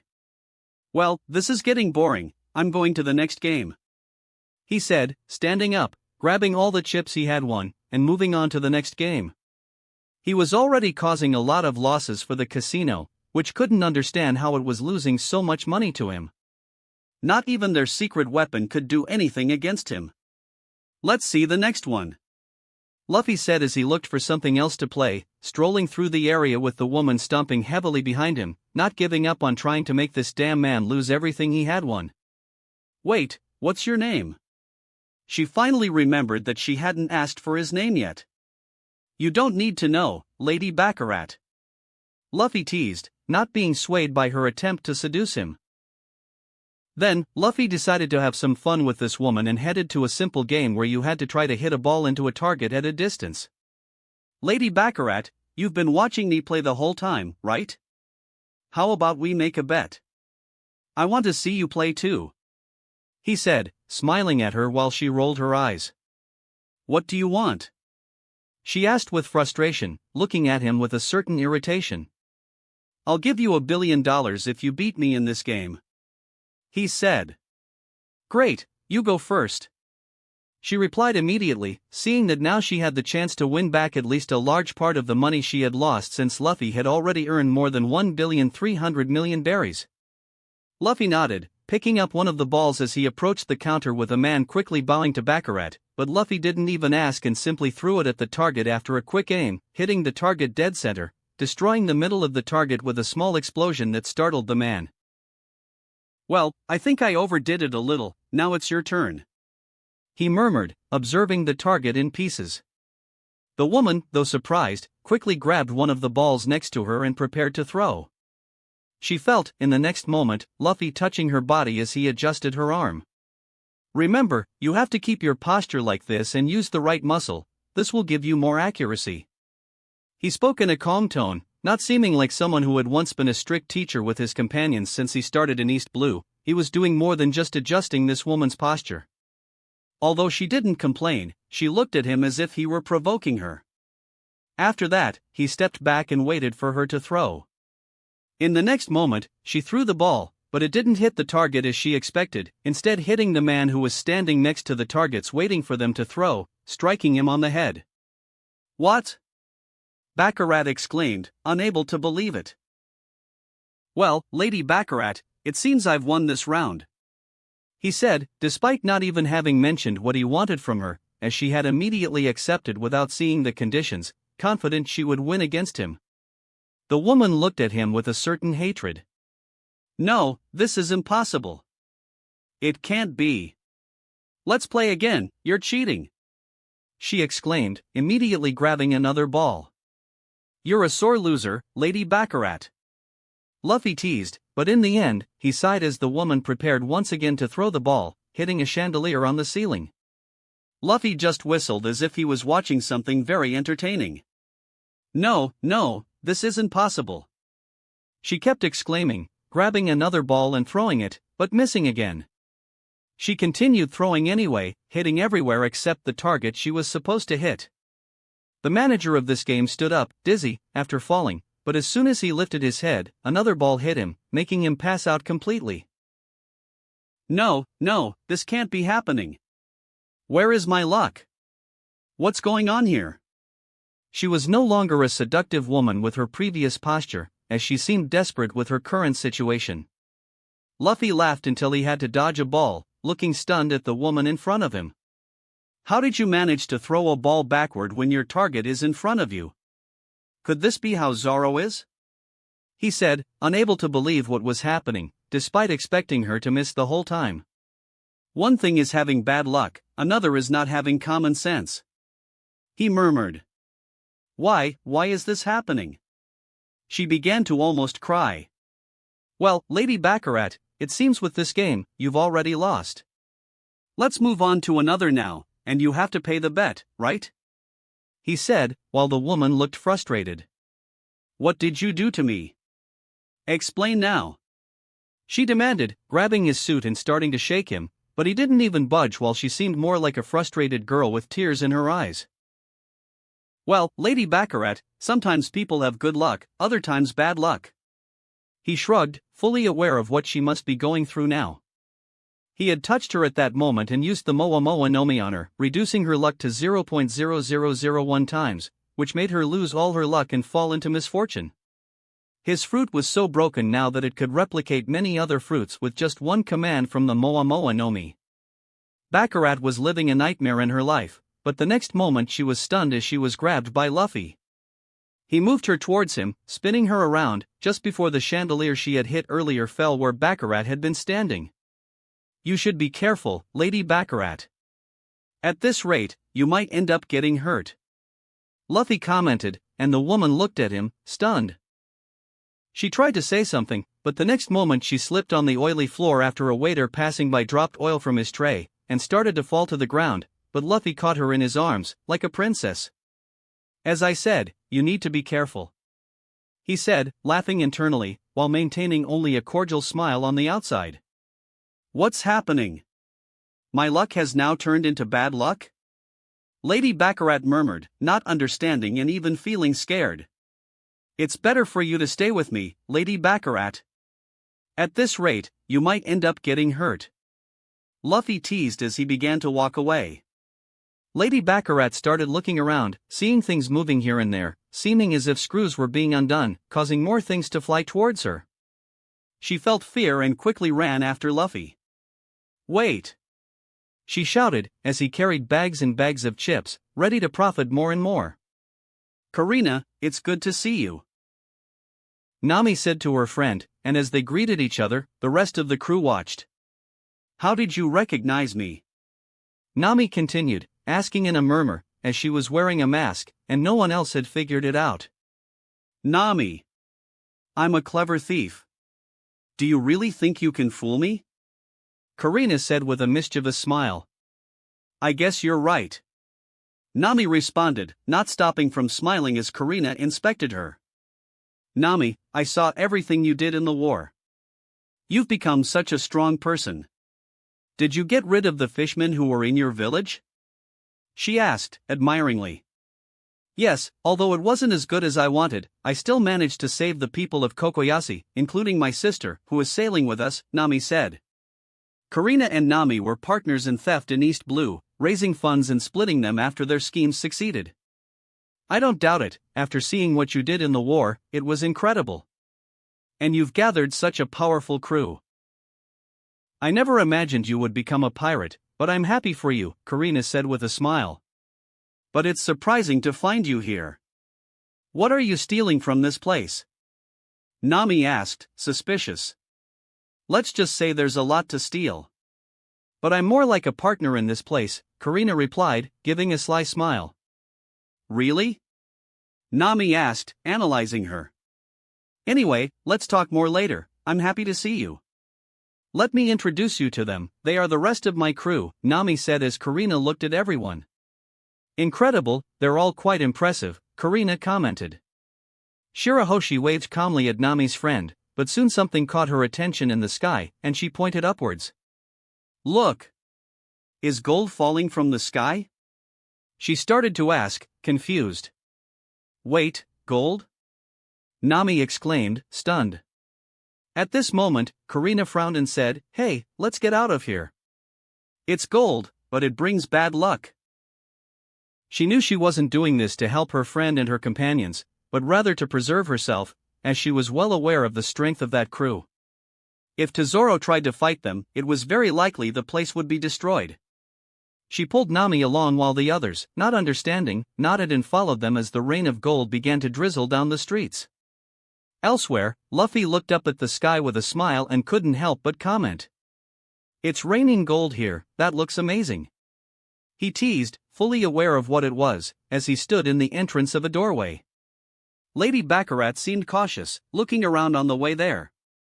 While Luffy played a few more games, she was protected by him the whole time, with all sorts of things flying toward her even with the ground breaking beneath her, and she about to fall, the entire place had become her enemy.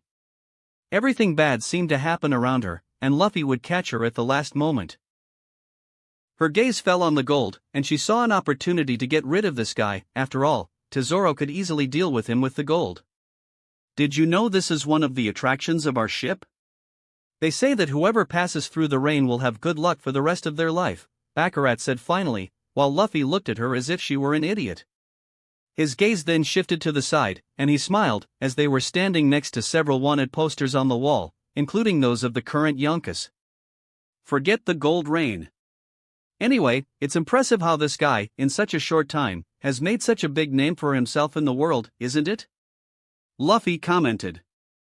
Even though Lady Baccarat was frustrated because Luffy had completely ignored her trap, she looked to the side and had to admit, yes, and now they're on the move at this very moment in the New World. There was the incident in Dressrosa, but no one knows where the captain is. Aren't you afraid he might come here now and steal all the gold from the ship? He asked to gauge her opinion. It's possible, she admitted, but I'm sure the owner of this place would know how to deal with him. Baccarat said. Such confidence you have. I don't think Tesoro is strong enough. Even if he can control gold in a city of gold, this guy can handle him easily. After all, he's a Yonko. Luffy said. The woman was about to mock him, but something strange made her think about how he spoke of this with such calmness. She realized and paid closer attention to the straw hat poster, and suddenly, her eyes began to widen in shock. Now, she truly recognized him, the features, the smile, the red eyes, the dark hair, and the mocking demeanor. There was no doubt, with the only thing missing from this man being the straw hat. She moved cautiously, while her face and eyes stared at Luffy standing there, smiling at her reaction. Well, it seems you finally recognized me. Luffy said, starting to feel a bit offended. After all, he just wasn't wearing his characteristic hat. The woman stood there, frozen in place, unable to say anything. Fear began to grip her heart because, in front of her, was a man who was casually in Grand Tesoro. And, for the first time that night, she began to fear for her life after trying to steal his luck several times. Chapter 397, Grand Tesoro 04. Third-person POV. New word. 2 billion berries? That's what he managed to get in 1 hour right under my nose? Tesoro exclaimed immediately, shocked to have just lost a fortune to this unknown man who had just arrived on his ship and was winning the games without losing a single one.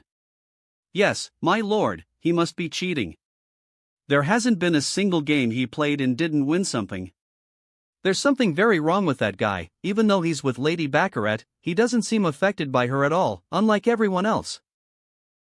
The general manager, who oversaw everything, murmured dismally, fearing retaliation from his boss for his incompetence in stopping the man from winning more money, knowing full well how Tesoro dealt with his enemies. Tesoro turned back to the cameras as he watched. Lady Baccarat stood with her back to the man he didn't know. Who is this guy? He whispered, his gaze furious. Immediately, he used his powers and summoned the rain of gold to deal with this man. Once the gold touched him, it would enter his body, allowing Tesoro to reclaim the money by force and defeat the man. However, the man didn't go outside and instead seemed to constantly mock Lady Baccarat, and for some reason, she began to experience a streak of bad luck, losing in several games and having various objects fall on her, with the stranger saving her numerous times. Tesoro was looking at a huge puzzle. What's going on? He murmured. I need Baccarat to take him to the rain of gold at any cost. What are you doing? He continued, watching with anger as Baccarat appeared shocked, even scared, as he spoke to her. It was at that moment that Tesoro's eyes widened when Luffy began walking outside without further resistance, stepping into the rain of gold that was already falling among the crowd, all eager to have the gold fall on them as well. Tesoro could see Luffy receiving the gold flakes, and he began to raise his arms, laughing, while Miss Baccarat, at his side, looked on, not knowing what to say. Tesoro couldn't hear them talking, he could only see the images. Despite swearing that he saw fear on Baccarat's face, he immediately turned to his manager and quickly ordered, "Bring him to my main room. I will welcome him. If he won all the games, I will announce that he cheated and take the money back. I will use more aggressive methods," Tesoro declared, while the man quickly nodded and ran out of the room, rushing to find the two. Meanwhile, on the scene, Lady Baccarat looked at Monkey D. Luffy.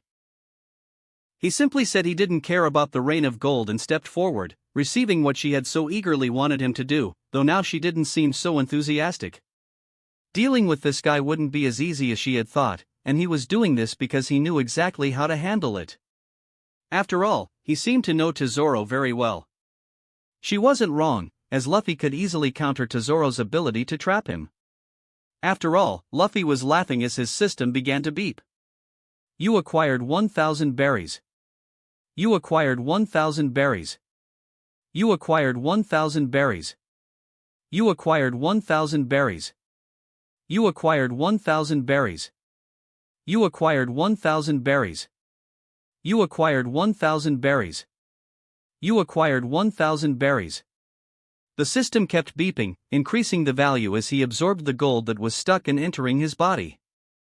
It wasn't much after all, these were small flakes of gold that could even enter people's bodies.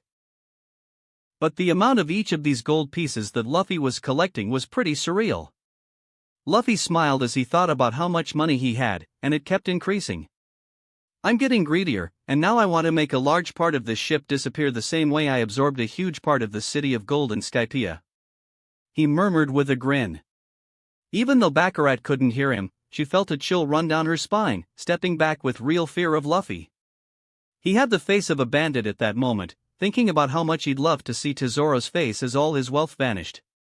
He turned his attention to Miss Baccarat, who was still watching cautiously. Suddenly, Luffy disappeared and reappeared in front of her. He placed his hand on her back and spun her around, just before the ceiling cracked and that spot was hit by a massive roulette table that broke through the ceiling and fell down. Once again, Luffy protected Lady Baccarat, while a hole now gaped in the ceiling, leaving the woman still stunned. People began to peer through the hole with worried expressions. "Hey, are you okay?" someone asked from the upper floor. "We're just fine, aren't we, Miss Baccarat?" "It was just an accident," Luffy commented, his gaze falling on her, though she was still frozen. "Are you okay?" Luffy asked, while the woman seemed to be on the verge of a breakdown. For Baccarat, amidst all this streak of bad luck, she was now being crushed by the worst of it. She looked at him cautiously, as if any wrong move on her part would mean her death right then and there. "Are you going to kill me?" she asked, stuttering, not even trying to steal his luck anymore. "Why would you think that? You're a very beautiful woman. Do you have a boyfriend or something like that? How about we go out after I meet your boss?" Luffy flashed a smile. "Tesoro, you intend to see Tesoro?" She murmured cautiously, without even answering Luffy's provocative question. Obviously, Luffy responded with a small smile, though he was joking. "I just want to talk. Don't be so nervous. I'm not going to kill you, even though you've tried to steal my luck several times. But it was quite entertaining, watching you deal with bad luck for the first time in your life, wasn't it, Baccarat?" he asked calmly, his face close to hers. He remained silent for a moment. "Don't you think I can destroy this place if I need to, just to see Tesoro?" Luffy asked, noting Baccarat's silence, as he began to contemplate being quite showy. At that moment, she was released, her body detaching from that pirate, while she wondered if a fight between them and these guys was inevitable. Just then, someone emerged from one of the corridors. "Lady Baccarat! Lady Baccarat!" The general manager, the only one beneath Lady Baccarat, appeared running, approaching as Luffy watched curiously. "Listen, Lord Tesoro personally wants to invite you to congratulate you on your many victories. He said he's very interested in the man with so much luck." The manager spoke, and Luffy grinned upon hearing this. "Well, it seems that happened faster than I thought. Let's go, take me to your boss," he commented. The man, despite noticing that Lady Baccarat was quite nervous about the situation, nodded, smiling at the stranger whose name no one knew, simply doing his job. As they headed further into the ship, Karina was chatting with Nami, while the other crewmates played and enjoyed various games around them. "Well, Nami, let me ask you a question." Karina raised the question while they were talking about the past, which was rather strange. Nami approached it this way: "Seems like you're using the tactic of gathering information like we used to." She murmured. "It's just that I'm really curious about something. I've been with you guys for a while now, but I don't see the rest of your crew. Is it just you two?" Karina asked, curious. "No," Nami replied with some distaste. "I told you I got married, right? So, my husband is somewhere on this ship too. He's our captain on this ship, and he disappeared as soon as we arrived. That bastard must be with some woman. Every time he disappears like this, he always comes back with someone new. He already has a bunch of them at his disposal, but he's such a damn womanizer. I only put up with it because, well, he satisfies me, I love him, and he makes me happy enough that I can endure at least another dozen women sharing our bed." Nami murmured, embarrassed at the last part, not noticing how Karina had a dark expression at that moment. "This is bad, very bad," Karina muttered internally. If Tesoro came into conflict with that guy, they would be destroyed for sure. "But why do you want to know?" Nami asked, already understanding the woman's intentions of extracting information from her. Karina tried to force the friendliest smile she could. "No, I just wanted to know. I'm also a big fan of Monkey D. Luffy," she replied. As soon as she mentioned that name, she didn't even have time to react before Nami grabbed her by the collar and lifted her. "Hey, if you're thinking about having anything to do with my husband, forget it, okay? Karina, we shared all the gold back in the East Blue, but I'm not sharing Luffy just because you're asking," she exclaimed angrily, leaving Karina stunned. "No, it's not that," Karina exclaimed immediately. "I just don't want to die because of him." "Nami, you don't understand," Karina muttered internally. "Nami, stop it.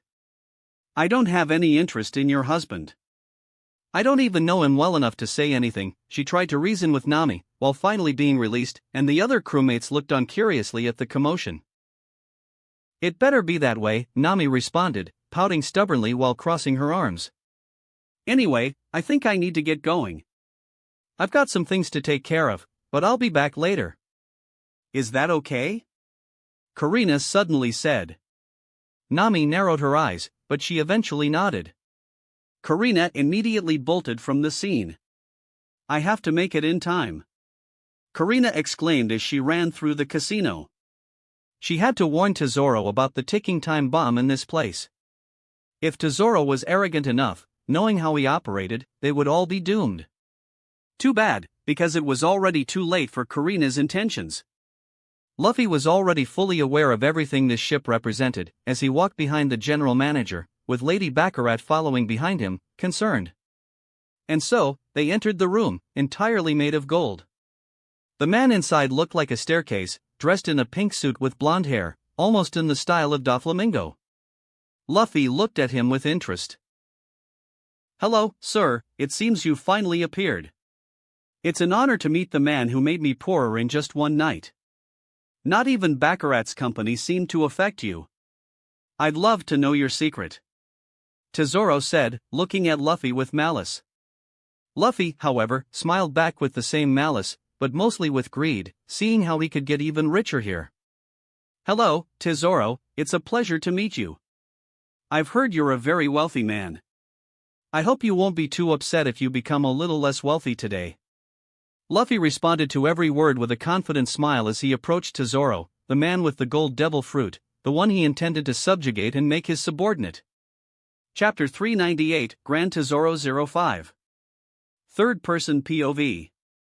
New word. Tesoro stared at his guest and noticed his extreme confidence and the strange way he looked at him, but that didn't matter to him, as he was also very confident. "Hello, Tesoro.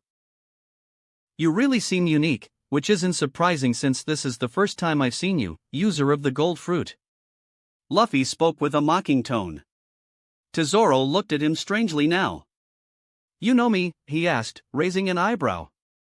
"Not personally, but I know you very well," Luffy replied. "Tell me, how did you manage to make so much money? Now I'm sure Lady Baccarat could have stolen your luck, especially when you made her turn your luck into misfortune," Tesoro questioned while Baccarat herself remained silent. Luffy just smiled. "Well, I have my tricks to deal with that. I can alter my luck and that of others. I have very versatile abilities thanks to my Akuma no Mi. If you want to know, we can bet that I can grab your neck before you can even react," he challenged, and quickly, the place became tense, enveloped by a hostile atmosphere. "You think that?" Suddenly, Tesoro stopped mid-sentence as he was about to mock him. But it wasn't just him. Everyone in the place felt something, and their bodies became static, unable to move.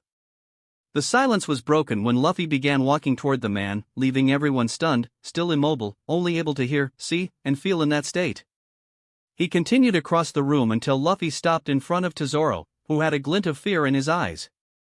Luffy raised his hand and grabbed the man's neck. "See how I could do it." "So easy to kill you," Luffy said calmly. "Tesoro, I thought you would be a stronger opponent." "Is this all you could offer when you brought me exactly where I wanted to be?" he declared. "Now. You wanted to rob me, your intentions are clear from a distance. Why shouldn't I end your life right now?" Luffy asked, squeezing Tesoro's neck. Tesoro didn't respond. Even the manager and Baccarat looked at him from a distance with fear, immobile, unable to move. "Well, this is one of my abilities. I can stop time for a short period. It's not the strongest power, but it helps me make moves when I want." Luffy spoke calmly. He could use this ability only for a few seconds. Seeing the time for his ability run out, he simply threw Tesoro to the ground. The man fell, rolling across the gold floor. Suddenly, the whole room returned to normal, with Baccarat taking a deep breath while the manager stood frightened, trembling in fear. Tesoro began to get up and said, "What did you do, you damn brat?" he exclaimed, clearly angry. "Well, as you can see, I'm stronger than you," Luffy commented with some mockery. "You'll pay for this. You're not the only one who can paralyze someone." Tesoro shouted and raised his hand toward Luffy. Quickly, he tried to use the gold that his body absorbed, but Luffy took a step forward as if unaffected by anything Tesoro tried. "Unfortunately, your gold doesn't work against me, Tesoro," he said, taking another step. Baccarat truly saw what she thought would happen the moment Tesoro tried to fight this guy. "What's going on?" Tesoro was surprised and tried again, but nothing affected this strange man until he tried to see the gold inside him and was shocked not to find any. "No, what did you do?" he screamed, a bit frightened. "Secret," Luffy replied. "He must have bathed in seawater before coming here. He seems to know my weaknesses." Tesoro thought, suspecting Luffy was someone specialized in killing him. "Then take this."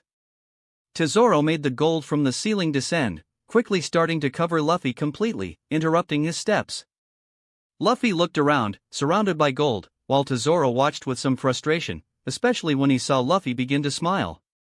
"This may stop me, but not for long," he declared, and all the gold began to be absorbed around Luffy as if he were a black hole, and soon, he was left with no gold around him, his system starting to sound an alert.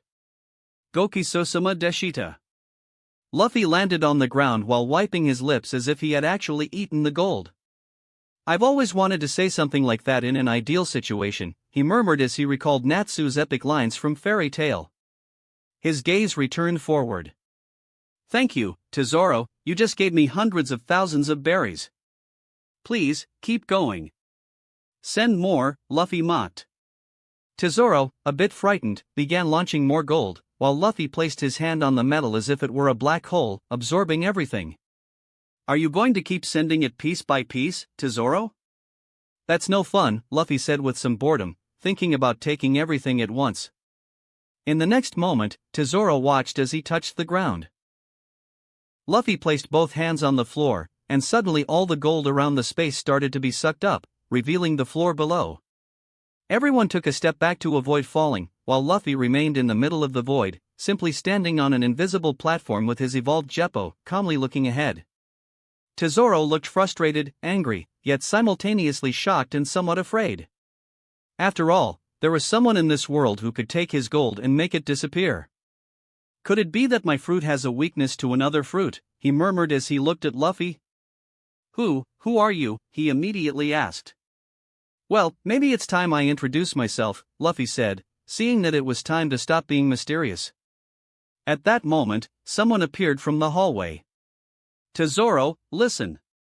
Monkey D. Luffy is on this ship. We shouldn't mess with him at all, he's too dangerous. Ayanko, we're all going to die," a woman exclaimed, none other than Karina herself. Without noticing the missing floor, she began to fall, screaming in fright, only to be caught by Baccarat, who pulled her back. "What's going on?" she asked, looking ahead and seeing a man floating in the middle of the empty space, while Tesoro watched, gritting his teeth. "Too late, he's already here," Baccarat murmured. It was then that Tesoro finally opened his eyes and looked at Luffy. "I don't blame them," Luffy commented. "After all, people seem dumb enough not to distinguish a person with a hat from someone without one. It's really disappointing," he muttered before responding to Tesoro. "As for my introduction, I am Monkey D. Luffy," he said. What are you doing here?" Tesoro muttered in fear. "Isn't it obvious?" "I came to make you my subordinate," Luffy said. "You think that?" Tesoro couldn't even finish his sentence before Luffy appeared in front of him and immediately punched him in the face. "Well, I figured you wouldn't accept it that easily. So, I'll start with a beating," Luffy said. Immediately, Tesoro flew like a lightning bolt, smashing into the wall, exploding into solid gold and crashing through to the next one. He flew a considerable distance, destroying everything just from the force of Luffy's punch. "What?" Karina exclaimed, shocked, while Baccarat stood beside her equally stunned, and the manager trembled in fear. "Well, as you can see, I'm in the process of turning Tesoro into a member of my fleet, and you all as well. So, don't try anything, or else, well, I'll have to give you all a beating too," Luffy said as everyone just watched him. He disappeared in the next moment, advancing toward the destroyed wall. Tesoro was getting up at that moment in the middle of a golden casino while the people there ran in fear from the sudden explosion. "No. I can't die here," he murmured. "But I will never, ever become someone's servant," he exclaimed as his past resurfaced. A flashback of Mary Geos appeared in his mind, when he had become a slave, or when the Tenryubito had taken the woman he loved away, and he could do nothing. "No. I will never bow to anyone again. I'd rather die than become someone's slave," he shouted in fury. Meanwhile, all the gold in that room began to react, as did the entire island. In front of him, a figure emerged from the wall while the golden floor cracked under his feet as he landed there. Tesoro looked at Luffy with such rage that it even surprised him. "You bastard," he exclaimed, quickly beginning to hurl gold at Luffy again. The gold surged forward, filled with thin strands advancing in every direction around Luffy as it wrapped around him, attempting to trap him. "This won't work," Luffy merely murmured as the golden chains suddenly vanished, being absorbed by his body. "Come on, Tesoro. I'll even admit your will to fight, but gold, man? Forget that idea, it's not going to work," Luffy said, hoping for an interesting fight, though he couldn't expect much from the gold user. In the next moment, Luffy saw a golden fist begin to transform into a layer of armament haki, rushing toward him. Luffy immediately raised his hand to stop the blow but was dragged backward by the force of the attack. He tried to absorb the gold, but this time it didn't work. "I see, so things coated with haki don't work in the system either," Luffy murmured. Luffy then countered the fist with his haki and charged forward, while more giant fists of golden haki came at him. He zigzagged through the air until he reached the man, who was already somewhat injured, landing a kick to his stomach, making him spit saliva as he flew, crashing through more walls until he was expelled from the casino, exploding into the middle of the city street, drawing the attention of everyone there. "He's very strong. You can't be alone. Let's see if you can handle this," Tesoro said, starting to use another tactic. As the whole area reacted, suddenly, all the people everywhere felt their bodies freeze, having been affected by the rain of gold. Even Vivi, Nami, Hachi, and Lucy had been paralyzed. "What's happening?" Vivi murmured, dazed. "Our bodies stopped. What's going on?" Nami exclaimed, unable to move. "Nay." Hachi could say nothing else. "I was winning the game, this isn't fair." Lucy immediately complained. The only one who seemed to move was Shirahoshi.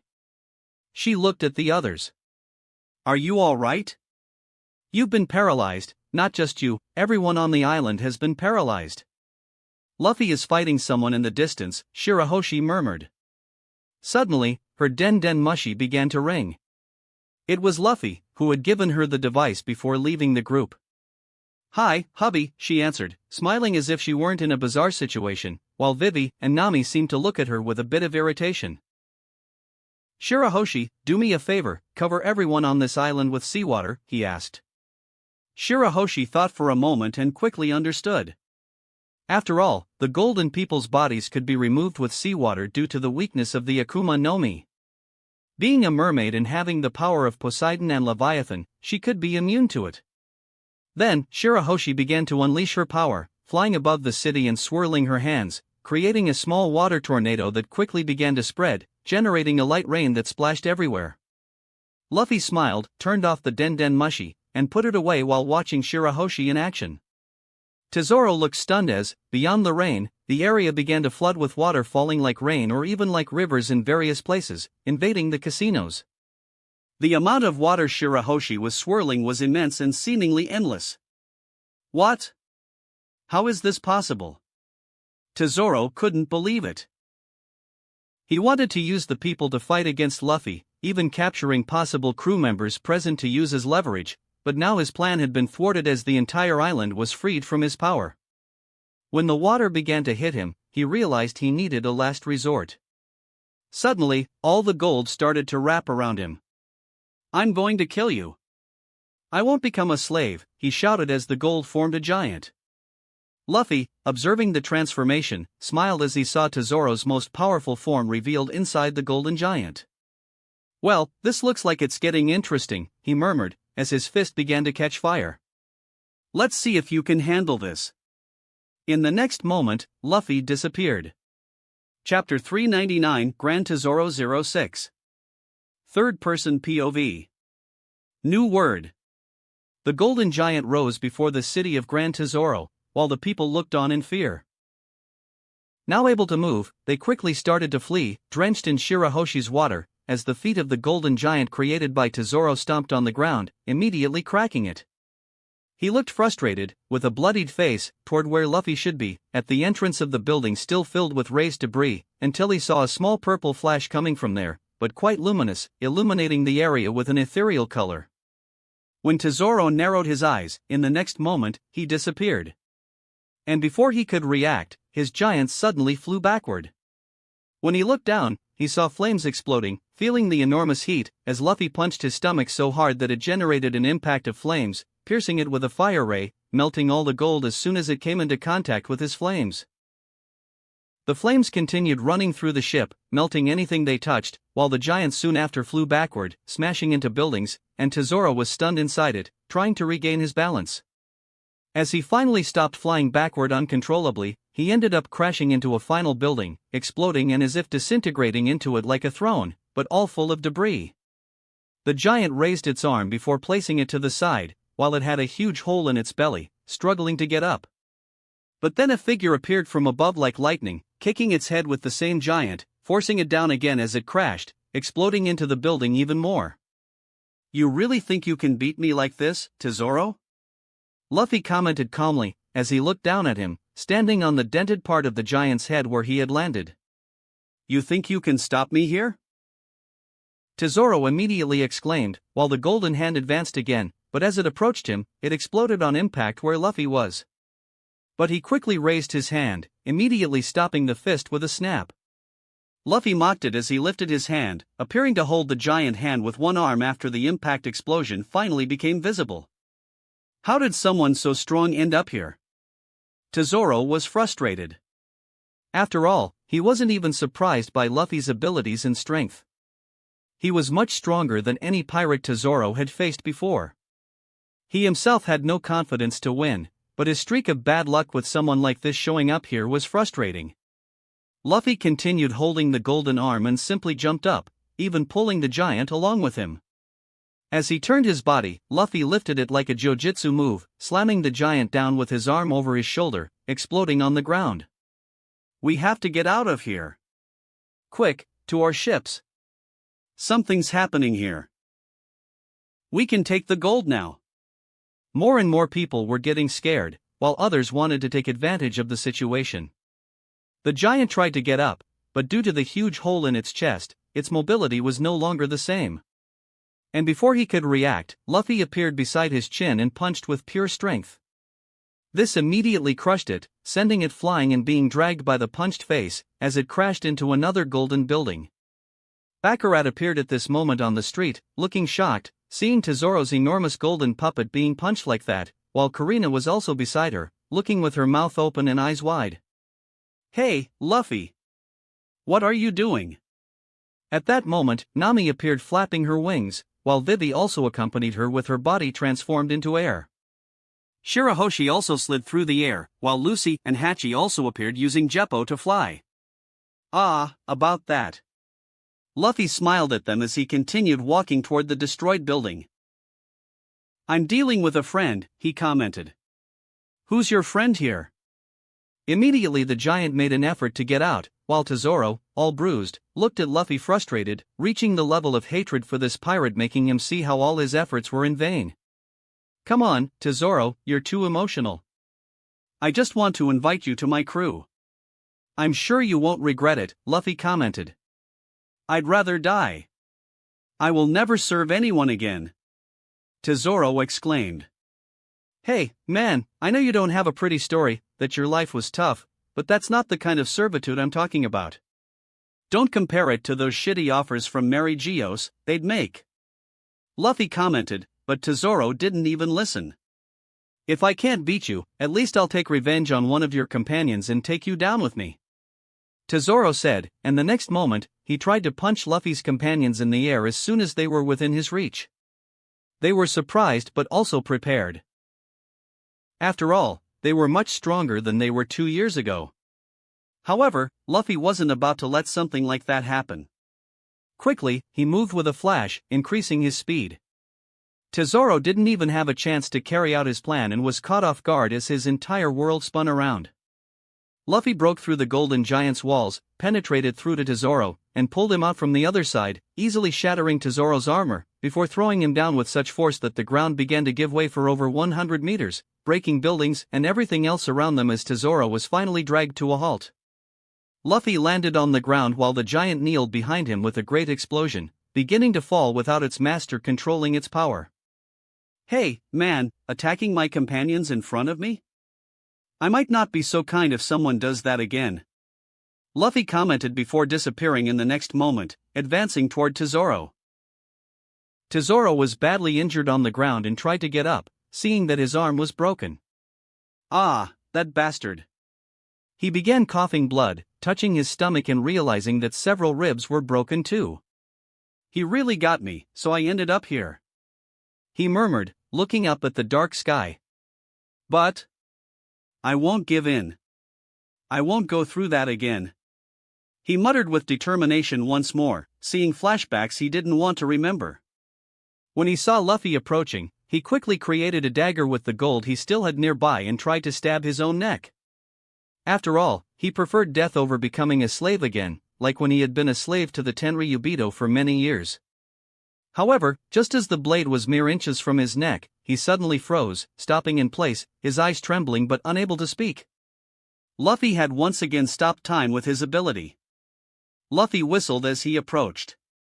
"Man, you're really going to waste your life like this? You didn't even listen to me yet. You're lucky my ability recharged after a while. It's a pity I can't use it all the time, it has a cooldown limit," Luffy commented, then looked at the man who had been about to kill himself. "Now that you can hear me without doing anything stupid, I'm going to give you my proposal. I don't see why I should force you to join my crew, but you have 3 options. The first, you kill yourself, and I take all your stuff. After all, your gold is very interesting to me. The second, I let you live, but you still don't accept my invitation. You give up everything you have here, since you tried to trick me and steal from me. So, I intend to take everything for myself, and you leave this ship with the goat and anyone else who wants to go with you," Luffy said before continuing with the last option. "And we have the third option, the one I hope you accept, you join my fleet and help me reach the One Piece. After that, we'll wage war on the world, and in that war..." Luffy looked directly at Tesoro as if he knew his past and suffering. I plan to destroy the world government, Mary Geos, and consequently, the Tenryubito," Luffy said with a sinister smile, watching Tesoro's stunned expression. "I know this is sudden, but I also know you want revenge against the Tenryubito. Even though you let them enter here, you hate them deeply. You know I've already killed several of them.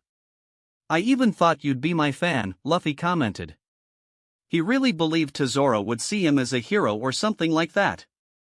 After all, Tesoro was a victim of the Tenryubito, and Luffy had executed one in front of the whole world during the last war. Then Luffy spoke again. My proposal is simple. Once I find Roger's treasure, the world government won't sit still. Of course, they'll act before that, but not on the scale of when that treasure is claimed by someone. And we'll fight an intense war that will involve the entire world. I know that we and the Tenryubito can no longer coexist. That's why I plan to destroy the entire Tenryubito system and the world government. He said, while Tesoro just listened.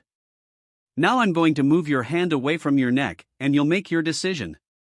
Luffy said, approaching and moving Tesoro's hand, placing him in a position where his current speed wouldn't kill him, and he could even stop the blade. He stepped back from Tesoro and waited only a few seconds for the effective time at 0.0001 to end in that space. At that moment, Tesoro quickly pushed the knife toward himself but stopped, unable to do it at that distance, as he looked at Luffy cautiously. You really want to do this? He asked, hesitantly, even with his face covered in blood. Of course. I admit I've never suffered at their hands, but I know how bad they are. They're the scum of this world, and no one has done anything against them in 800 years. It's time for someone to act in this era. After all, this is my era. Luffy responded firmly. Why are you doing this? What's your goal? Tesoro asked, still cautious, wanting to know who Monkey D. Luffy was. There are many reasons. Maybe I want to free the countries under their oppressive regime and give them autonomy.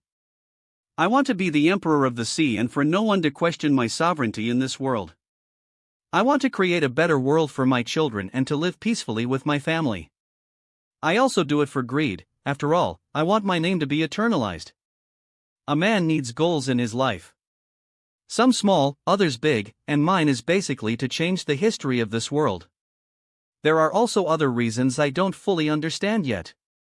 Luffy said, thoughtful about the cryptic things Rayleigh had mentioned during their training a year ago, but he hadn't paid much attention to it. Maybe it's one of these reasons, or maybe it's all of them at once. But my goal is clear. I want you to help me, Tesoro. That's why I've always been interested in you and why I'm inviting you to join under my flag. Together, I'll give you the chance to get revenge on everything those people did to you. Luffy said. Tesoro seemed to be thinking, evaluating whether Luffy was lying or telling the truth. In the end, he lowered his golden blade, no longer pointing it at his own neck. Chapter 400, Grand Tesoro 07. Third-person POV. New word. Luffy was in a room made of gold, analyzing the group standing in front of him, while several people sat beside him, including Nami, Vivi, Shirahoshi, Lucy, and Hachi. They were facing Tesoro and all the members of his crew, even those Luffy had not encountered until now, like Dice and Tanaka, while Baccarat and Karina, Nami's friend, were also present. Well, let's begin. It's a pleasure to meet you all. As you know, I am Monkey D. Luffy, an Emperor of the Sea. Luffy declared, as the world already considered him one, and he himself affirmed his status as an emperor, looking at them with confidence that he could destroy them all if they dared to challenge him, since that's how a Yonko acted. Yes. Tesoro murmured, not bothering to introduce himself due to their previous meeting with John while he was fully bandaged after getting hurt multiple times by Luffy. After all, he had not only injuries but several broken bones as well. The rest remained silent, just observing how the situation unfolded. And you want us to join your fleet? Tesoro commented, speaking on behalf of all his comrades.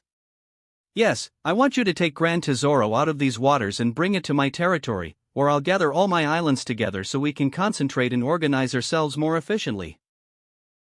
Luffy said, while Tesoro watched him intently, tapping the table with his finger in a thoughtful rhythm before addressing the Straw Hat. Are you serious about that? You won't back down? After all, as far as I know, no one in this world has ever gone against those people.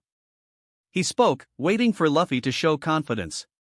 Even the Pirate King never got close to what you're planning to do. Yes, this war is inevitable. After I find the One Piece. Luffy said. And why are you so confident about finding an island that no one has found in the last 2 decades? Tesoro asked, and Luffy understood his question. Simple. Luffy began.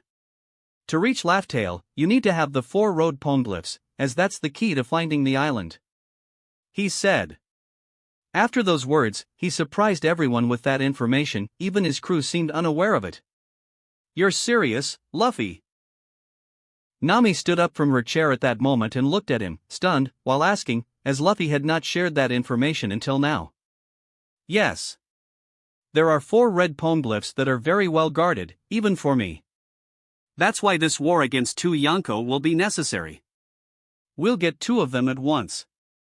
Luffy said confidently.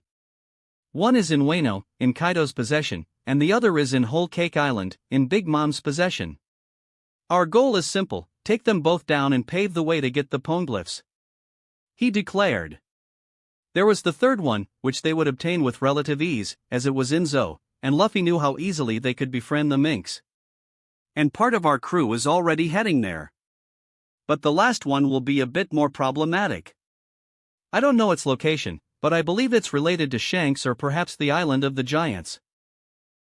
Luckily, I have Broggy and Dory, and with both on my side, it will be easier to enter Elbaf, though I'm not sure if it's really in Shanks' territory. After all, Elbaf is always described as one of the strongest and most mysterious islands in the world. Luffy was debating internally about the last poneglyph. I see. So we need that to find Roger's treasure? Tesoro asked. Yes, and we need the information that those 4 poneglyphs will give us. But this is just the beginning.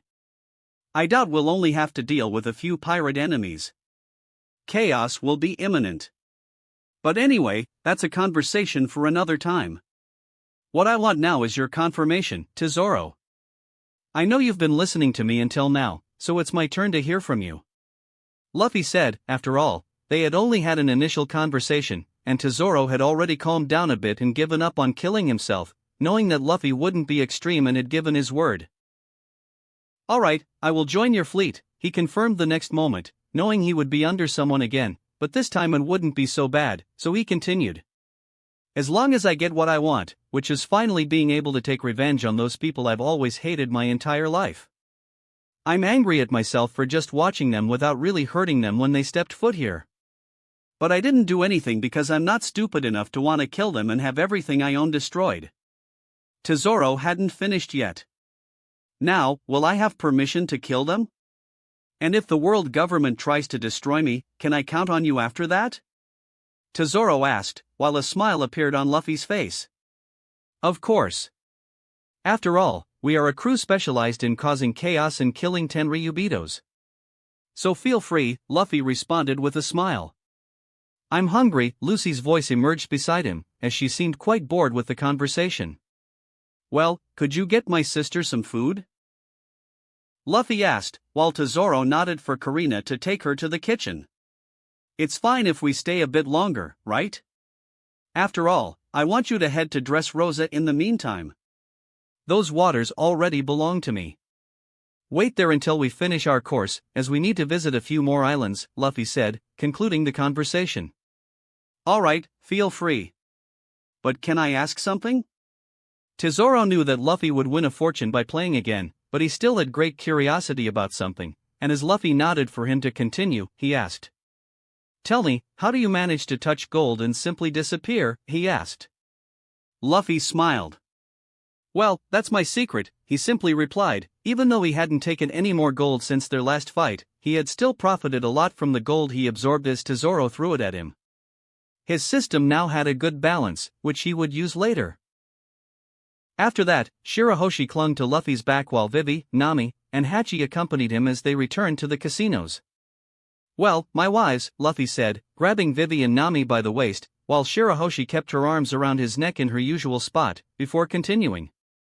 Now let's play a game. It's time to show that your husband is a great player, he said with a smile, heading straight for one of the casinos. Hachi was left behind, but Luffy gave him a task after demanding a few extra things from Tesoro. Hachi then left for another place. After the initial scare, as many ships had already left the island in fear of the fight between Luffy and Tesoro, things finally calmed down. There was still destruction among the broken buildings and a massive golden giant fallen in a destroyed part of the city, but fortunately, there were no deaths, only a few people injured by debris during the fight. People soon calmed down and began to understand what had happened. They were shocked by the presence of a Yonko on the ship.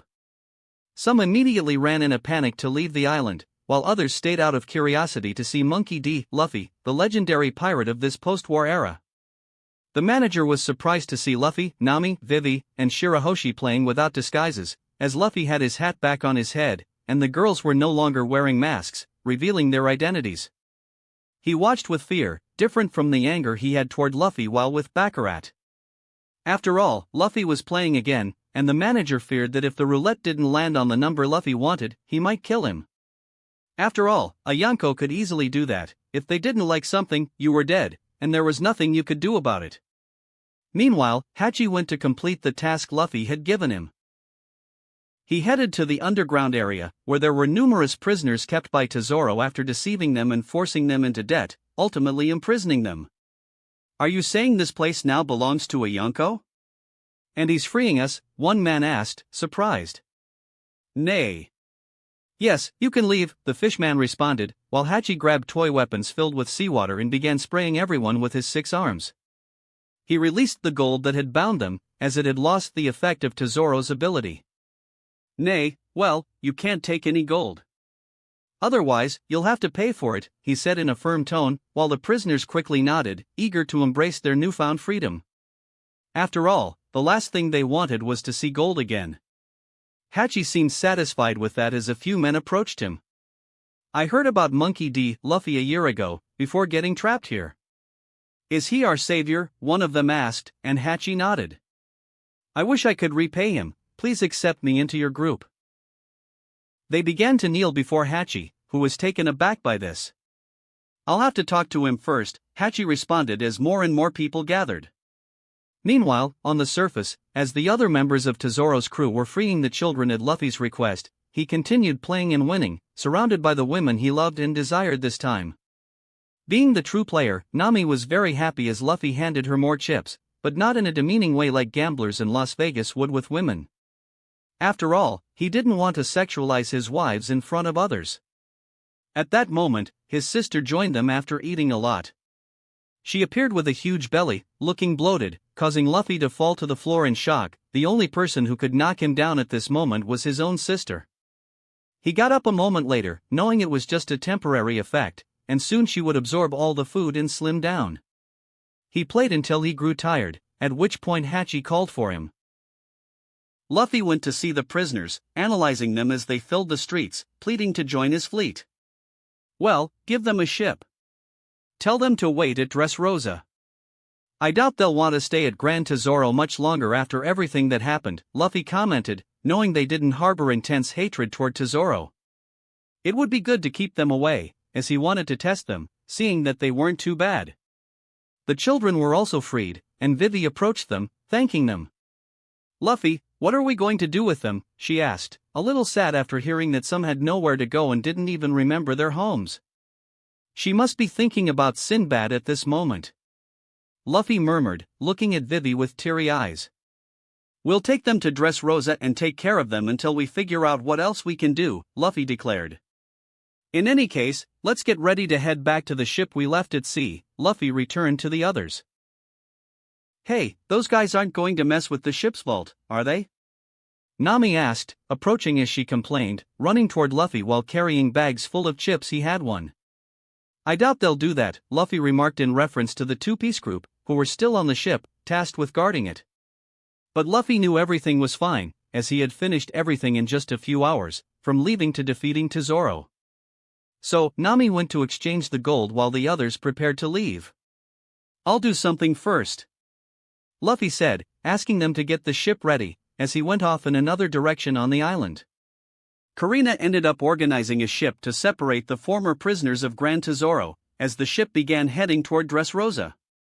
Luffy found a secluded spot on the island and purchased from his system a small table and 2 chairs with a bottle of wine on it. He then sat down and calmly opened the bottle, pouring himself a drink until a shadow appeared, accompanied by the sound of high-heeled footsteps. Luffy just smiled. I thought you were going to reject me for a moment, he said playfully, while the person remained silent, continuing to approach. Well, I hope you're not agreeing to this just because I'm your boss now, right?